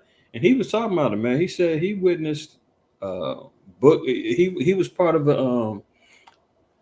They brought down the bookstore and Watts. He was part of that. He witnessed murders. They let a lot of this stuff go. Just like the cat from that got Fred Hampton put to death in the Black Panthers. I mean, these guys will sit back and take notes, man, and let all kind of crimes and insidious behavior go on, all to just kind of lock in their testimonies. Right? This is why they always talk about, man, the feds have a 98% conviction rate, because they will sit back and pardon and allow all kind of crimes to go down just so that they can have a sealed tight case. So don't be surprised, man, if they let something go, because they're monitoring. They know about all this stuff.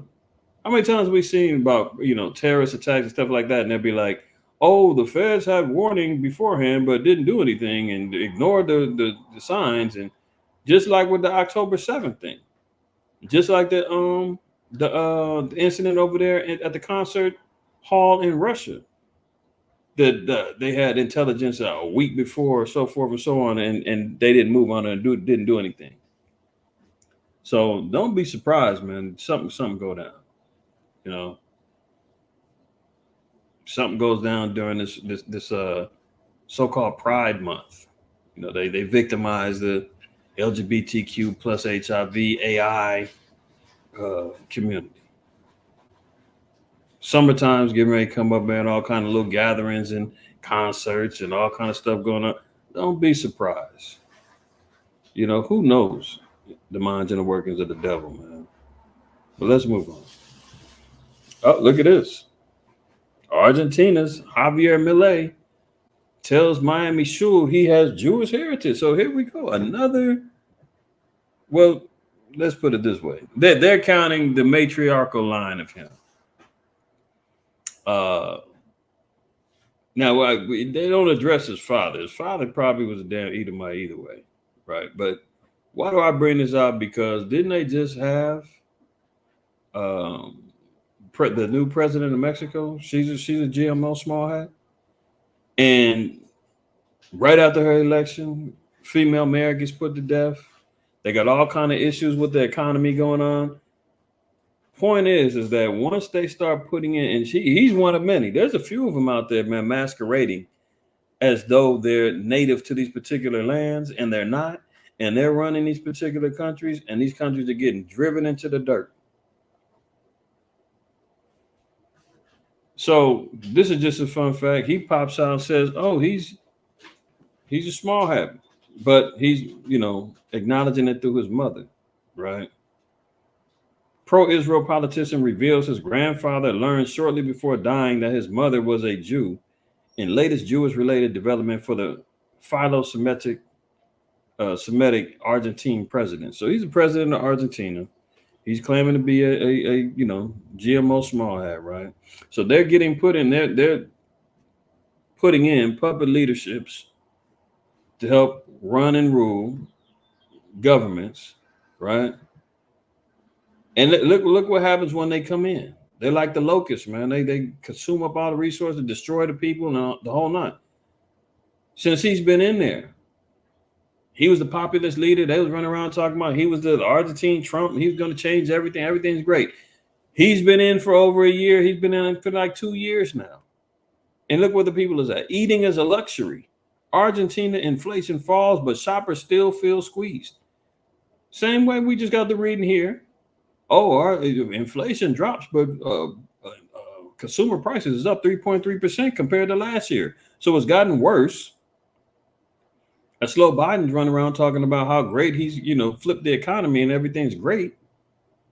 Look at Argentina. Their inflation rate is over 300%. People saying eating is a luxury now. Well, what did Christ say? Famines is on the rise. Who would know? Down in South America, another extension of Babylon. They're talking about being able to eat as a luxury. Argentina inflation falls, but shoppers still feel squeezed. Buenos Aires. Argentina's monthly inflation rate in May was likely the lowest since 2022 amid a tough austerity drive by Libertarian President Javier Milei. But with annual inflation still near 300%, many Argentines say they can't yet feel the benefit as food prices outstrip salaries. Annual inflation is still the highest in the world, even as the monthly rate has slowed, with rising food, utilities, and transportation costs making the minimum monthly wage in Argentina 235,315 pesos or $260 feel insufficient. Well, didn't we see similar things happening over there in Nigeria, where they had the shut down the grid or the blackout because they need money because inflation's so out of control? Their monthly wages is like $20. They can't survive off of this. Argentina, $260 a month, can't survive off of that. I still don't understand how inflation can be going down, said Sylvia Castro, a 65-year-old retiree shopping for her groceries at a market on the outskirts of Buenos Aires. She said, I don't understand how inflation can be going down. Hey, it's not, honey. They're lying. They're cooking the books, man. They just out there putting out numbers saying, hey, it's going down. You can't see it. If you can't see it, it ain't happening. What are they talking about? They say, oh yeah, inflation is down, but guess what? Food prices still up, energy costs still up, gas still up, your interest rates on your credit cards, your home loans, everything is still the same or worse. Where is the interest rates being affected? How come nobody's acknowledging or seeing these changes? Maybe because they're not. They're just telling everybody this is going on. Same way they're talking about jobs is up. And job creation was up back in April. Meanwhile, how many stories have we read about layoffs and companies closing and banks shutting down? And 65 banks right now are almost insolvent, getting ready to go belly up. Oh, but everything's great. Nothing to see here. Move on. Unreal. Look, the uproars and rising to the people. This is what happens.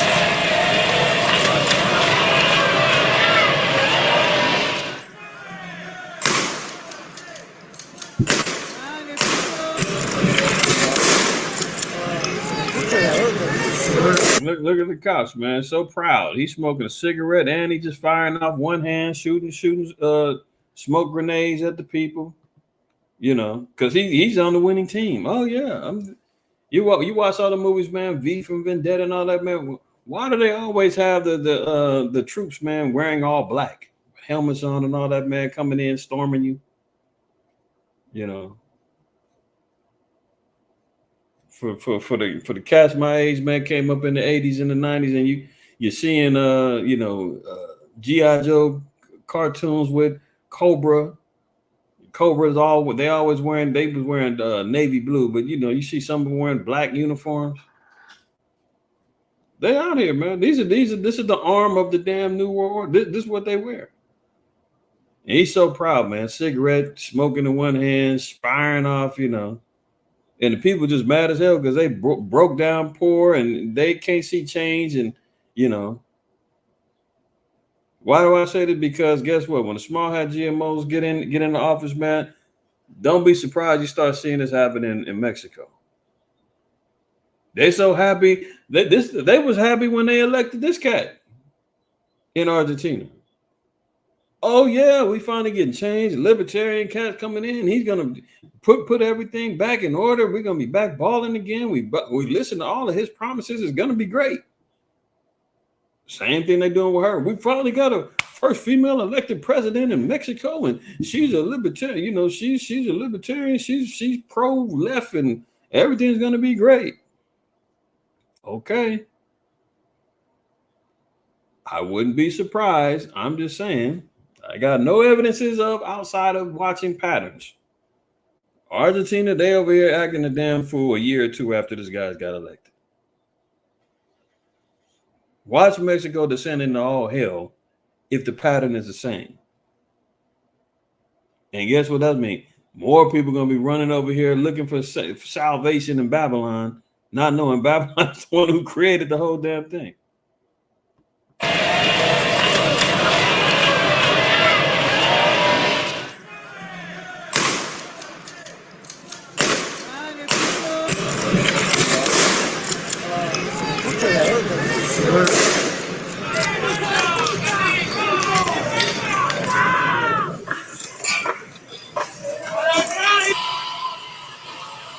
Senators narrowly approved the legislation, which includes plans to cut spending and boost President Javier Milei's power. So they're going to give him more power, budget cuts, figuring he's going to give some more money to the people. Hey, and then, don't get me wrong, there's a lot of Spaniards down there in Argentina. So you can only imagine if they're feeling the crunch, what do you think the indigenous, peoples out there is feeling? And there's a lot of migrant, people that's coming from Colombia, Venezuela. They're leaving their countries thinking they can go get down to Argentina and make a little quick buck because they're leaving places of high inflation and poverty. So, our people is getting scattered all up in there, man. But just imagine what's happening to the people of the land.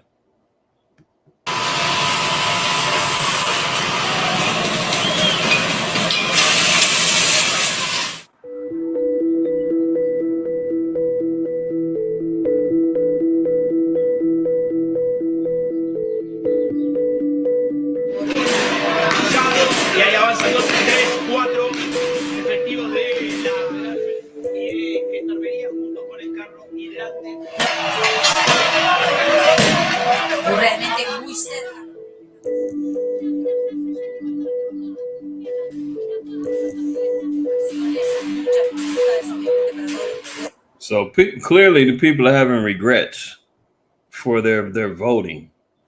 And little did they know, a little small hat man came in and infiltrated. Changed up some things, huh? Okay. Couple more before we close out, man. U.S. college it's like 4 U.S. college instructors are injured in a stabbing attack in China. So 4 instructors from Cornell College, a private liberal arts college in Iowa, were visiting a public park in northeastern Chinese city of Jilin while on an exchange program. They got stabbed up. They caught the cat that did it. But why are they victimizing, Edomite Americans? They're going over there, man, trying to be on a little exchange program and help them learn English and everything else. So China clearly doesn't want these damn Edomites over there. They're having some issues, But let's see if that leads to anything internationally fighting against China. Is that going to put a spotlight on China saying, hey, you attack some of ours, we need a response? China caught the cat that did it, but we'll see. But it's just showing you, man, the mystique of being able to travel around in various countries now, chest out saying I'm American. Hey, man, that might not be so good anymore. We'll see. Devastating floods swamp Florida streets as DeSantis declares a state of emergency. Never seen this bad in my life. Here we are on the brink of summer, quote unquote summer. Summer solstice is here next week, where it's officially summer, right? And you got heat waves in various parts of the country, floods and rain still hitting, man. Just coming off a harsh tornado conundrum that was happening. And now you've got a quote from Ron DeSantis, the governor, said he's never seen it this bad in his life. So anytime we see, and I've always said, you hear historic statements like that being made, man, something's changing in the earth, right? So shout out to my family out there in Florida, man. Hopefully everybody's well, man. I think all of y'all are kind of out of the way of, the Miami area and all of that. But Lord willing, everybody's solid, all right? Y'all in Pensacola, Jacksonville, I think y'all are safe. But Miami, all the other southern coast, they jacked up over there. All right, let's move on. Woman swallowed by quicksand while enjoying a walk on the beach with her husband. Look, even the earth, man, is upset with these damn people, man. Look, Edomite couple, man, taking a stroll on the beach, man. So quicksand comes in, and it just gives credence to seeing how the power of the Most High works. Y'all remember what happened, man, when Israel got rebellious in the wilderness, and judgment came up, and I'm gonna just read it straight down. Let's start at Numbers 16. We start at 24. It says, "Speak unto the congregation, saying, Get you up from about the tabernacle of Korah, Dathan, and Abiram. And Moses rose up and went unto Dathan and Abiram, and the elders of Israel followed him. And he spake unto the congregation, saying, Depart, I pray you, from the tents of these wicked men, because these three try to rise up and assemble themselves to create a rebellion of leadership over Moses," right? And the Most High was like, look, man, these cats is out of control. They're going to get everybody destroyed. Moses, you better warn the people, man. Anybody that's following them, you better separate from them, because judgment is getting ready to hit. So it says, and he spake unto the congregation, saying, Depart, I pray you, from the tents of these wicked men, and touch nothing of theirs, lest ye be consumed in all their sins. So they got up from the tabernacle of Korah, Dathan, and Abiram on every side, and Dathan and Abiram came out and stood in the door of their tents, and their wives and their sons and their little children. And Moses said, Hereby ye shall know that Yahweh hath sent me to do all these works, for I have not done them of mine own mind. So Moses said, man, it wasn't even it's not even coming from me. The Most High is laying down this judgment. So don't blame me. I'm not sitting back praying for your downfall. I'm not doing none of that. I'm not, saying anything against what I'm letting it be known. The Most High said, this is what's going to go down. It's not my own works. The Most High is getting ready to lay down his judgment on y'all. So he says, but if Yahweh make a new thing and the earth open up her mouth and swallow them up with all that appertaining to them, and they go down quick into the pit, then ye shall understand that these men have provoked Yahweh. So he says, man, now if the Most High changes up and something goes down, and you see this happen, when this judgment goes down, The earth opens their mouth and swallows them up, and the pit appertaining unto them, and they go down quick into the pit. That reminded me with this story when I said quicksand, man, where the earth just kind of opens up and gets to swallowing people down. That's how the Most High judged these men in their households. It says, and it came to pass, as he made an end of speaking all these words, that the ground clave asunder that was under them. Clave. Grasps. And the earth opened her mouth and swallowed them up and their houses and all the men that appertained unto Korah and all their goods.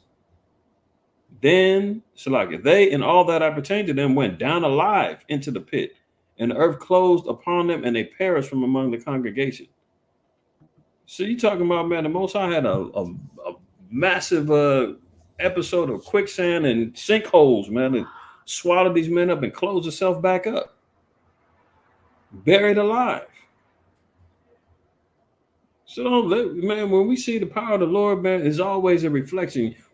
Me personally, I see these type of scriptures. I'm saying, man, you know, these stories. I say, man, is that in the scriptures? Where can we find that at? To further prove the word of the Lord as being real, the power of the Most High. Because remember, Moses said, "This isn't my doing. This is the Lord's doing." When the earth, when the Most High opens up the earth, man, and the quicksand and all that stuff pulls people underneath and closes itself on top and swallows alive people. That's the work of the Lord. Woman swallowed by quicksand while enjoying a walk on the beach with her husband. Of course, they say. Officials say climate change played a role in the episode at this popular beach. There's always climate change, man. They'll never want to get the Most High's proper due. I mean, these damn wicked bastards, man, all the damn time. Oh, it was climate change. Yeah, it wasn't. They have nothing to do. Wisdom of Solomon 1. So like 13 verse 1. Surely vain are all men by nature, who are ignorant of the Most High, and could not out of the good things that are seen know him that is, neither by considering the works did they acknowledge the workmaster. Oh no, it's climate change, man. It's Hurricane Andy. It's Hurricane Susan. Don't worry about it. It's El Nino. It's never Yahweh. Neither by considering the works that they acknowledge the workmaster. You know, it's quicksand, but that's, you know, it's earth erosion. It's because of climate change, man. You need to throw away stop using plastic straws and, cut down on your driving because of gas emissions. And we got to get rid of the cows because they're farting, because that's what's making quicksand. What? Verse 2. But deemed it either fire or wind or the swift air or the circle of the stars or the violent water or the lights of heaven to be the gods to which govern the world. Oh, it's all Mother Nature. It's the universe is doing these things. Let's get back over here. A woman was swallowed by quicksand while enjoying a walk with her husband along a popular beach in coastal Maine. Jamie Accord was walking along the water's edge of Poppin Beach State Park in Phippsburg, located in Portland metropolitan area, earlier this month when she suddenly dropped like a rock. She sunk to her hips in a split second and let out a stunned scream as the high tide started creeping in. Long story short, her husband was able to pull her out and, saved her. But if he wasn't there, he by herself, her ass would have been swallowed and disappeared. But that's how the Most High works, man. Just a little example of how the power of our Lord works. Meanwhile, the FBI is out hunting 500 serial killer truckers loose on America's roads. This place, man. You're talking about the love of many waxing cold, iniquity abounding. America alone got 500 serial killer truckers on the loose, man. These cats riding around in these damn 18-wheelers, stop to stop, picking up prostitutes and lot lizards in these these little small towns, man, and doing drugs and kidnapping people and victimizing. And I mean, this is what's going on. 500 serial killers are on the loose. Their favorite highway for finding victims revealed an insider, their mobile rape and torture chambers. A truck stop in Nashville, Tennessee, long-haul driver Bruce D. Mendenhall was seated in his cab when a homicide detective approached him. Police were hunting a serial killer. Weeks earlier, the naked body of a 25-year-old woman, Samantha Winters, had been found in a dumpster. Winters was wrapped in plastic and duct tape, then shot in the back of the head with a .22 pistol. Now another victim, Sarah Nicole Hubbard, also 25, had been found dead. She too was shrouded in plastic and shot in the head. These victims were two of nearly 1,000 women who cops believe had been murdered by long-haul truck drivers. And finally, they had a break in the hunt. It's unbelievable, man. Same cast members that's transporting goods and services throughout the country is serial killers, man, picking up, prostitutes and women on the road and killing them. Be careful out there, y'all. And this is why the Most High told our brothers and sisters, man. Matter of fact, Al-Adad did a Torah Tuesday about prostitution and all of that. Most High told our daughters, man, there should be no whore of the daughter of Israel, man. We are not to be prostituting. It's deadly. It's infectious with disease, so forth and so on, man. You can't be making merchandise, taking the price of a whore. The Most High said, man, you can't even take the money from a whore. But this is what goes on, man. You see all up and down Figueroa out here in LA, man. Long Beach, they got a whole stroll. Hollywood still got stuff going on over there. I mean, our people is really destitute, man. And the Most High is going to say, okay, well, you know what? I'm going to just go ahead and start utilizing these damn heathens, man, to take y'all out. This is why we have to teach repentance. This is why, even with that, going back to the beginning of the class episode regarding the law. Why would somebody be against us telling our sisters, man, you cannot be a prostitute according to the laws of God? But the church is telling you the laws are done away with. Go ahead on out there, honey, and do something strange for some change. Just bring it all back and pay your tithes. God will accept you as you are. He don't care if you're twisting on a pole. He don't care if you out there on the streets. He don't care if you're prostituting yourself on video. Go ahead on. Because the Lord loves a cheerful giver. I mean, this is wild. Wow. Here's a story I was talking about earlier, man, before we close. 8 migrants are being deported over what federal officials say are ties to the terror group ISIS. Some of the arrests happened here in Philadelphia, one of 3 major cities where they were taken into custody. Agents say the migrants entered the U.S. illegally at the Mexico border. The FBI's Joint Terrorism Task Force has been tracking them up until their arrests. Action News reporter Catherine Scott is following the story. See, and notice this, they had the cats at the border. They cleared them to go. Now the FBI said they've been tracking them all along before they made it. So the FBI knew all about it. They could have stopped them beforehand, but what do they do? Are they doing this just for ish and giggles, or what? Why not? Cut them off at the knees. Why let them in and infiltrate? Or are they tracking them for getting more connects? Or are they just going to let some of them slide through and handle their business? We don't know. Story for us. She is live on the Parkway with the latest on what we know. Good morning. Good morning. Still a lot of unanswered questions about this one, but we know the arrests were carried out in 3 major cities, including this one. 8 individuals arrested in 3 locations by the FBI. This was obviously a coordinated takedown. 8 migrants entered the U.S. across the Mexico border last year. Sources say all 8 were arrested in the last week in Philadelphia, Los Angeles, and New York City. They were detained in federal custody, suspected of having ties to the global terror group ISIS. The migrants are from the former Soviet Republic of Tajikistan in Central Asia. Sources tell ABC News they went through the vetting process last year without any national security issues uncovered, but then authorities found information raising suspicions. Oh, they went through the vetting process. No alarms. About possible affiliations with ISIS. At least some were monitored and eventually all were detained. Earlier this year, Russia arrested migrants from Tajikistan in connection with an attack on a concert hall near Moscow that killed more than 100 people. Oh, so these are the same cats that shot up the concert hall in Russia. The same ones who America said they had intelligence and passed it along to Russia and told them, hey, you guys got some migrants over there, man, that's getting ready to carry out something. Be alert. Shooting up concert halls, and next thing you know, 100 people gone. So they know what they're doing. Marchio was Principal Deputy Undersecretary of Homeland Security for Intelligence and Analysis from 2005 to 2008. He says it's possible federal authorities hope the individuals would help lead law enforcement to an even bigger threat. I have seen instances, I've been involved in instances in the past where we've had individuals that we knew were going to do something or plan to do something.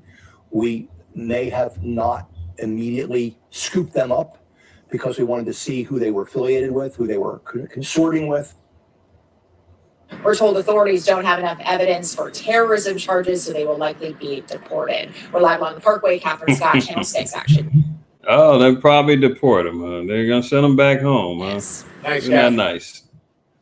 Isn't that nice? Well, we shall see what ends up happening with that. But one thing for sure, two things for certain. You know, when we're looking at the collapse and the issues of Rome, these are some of the issues that they were having, man. When we had like a migrant invasion in Rome, you know, as they were having internal, not necessarily internal conflict, but they were having conflicts with the barbarians, ongoing conflicts. And then next thing you know, they started having to let them come on in.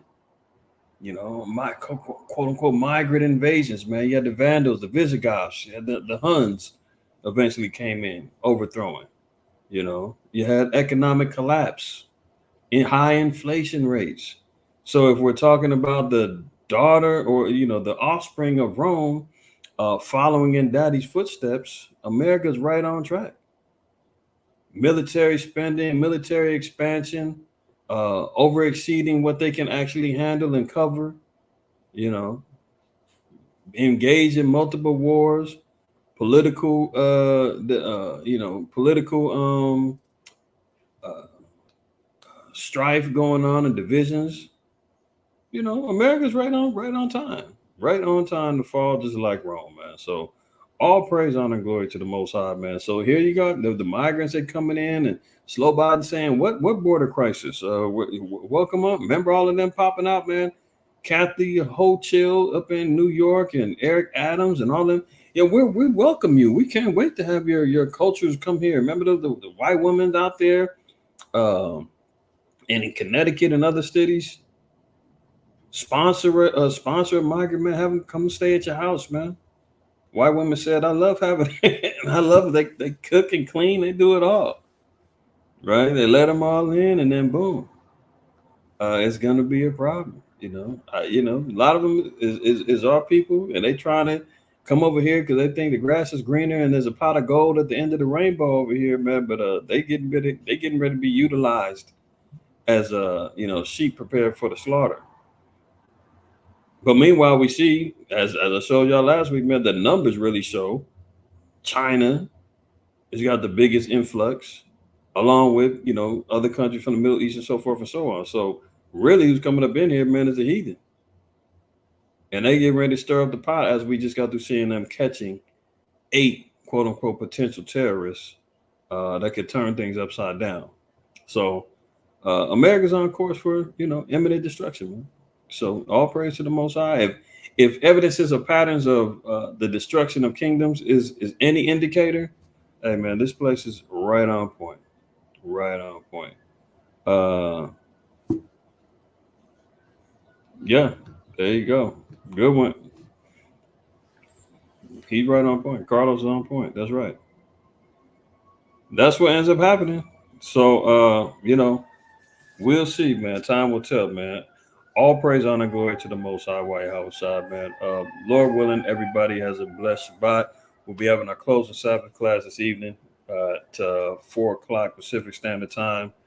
Don't forget, next Saturday evening, will be the day of Pentecost, high holy day, mandatory for all men of Israel to observe and to congregate if available to do so.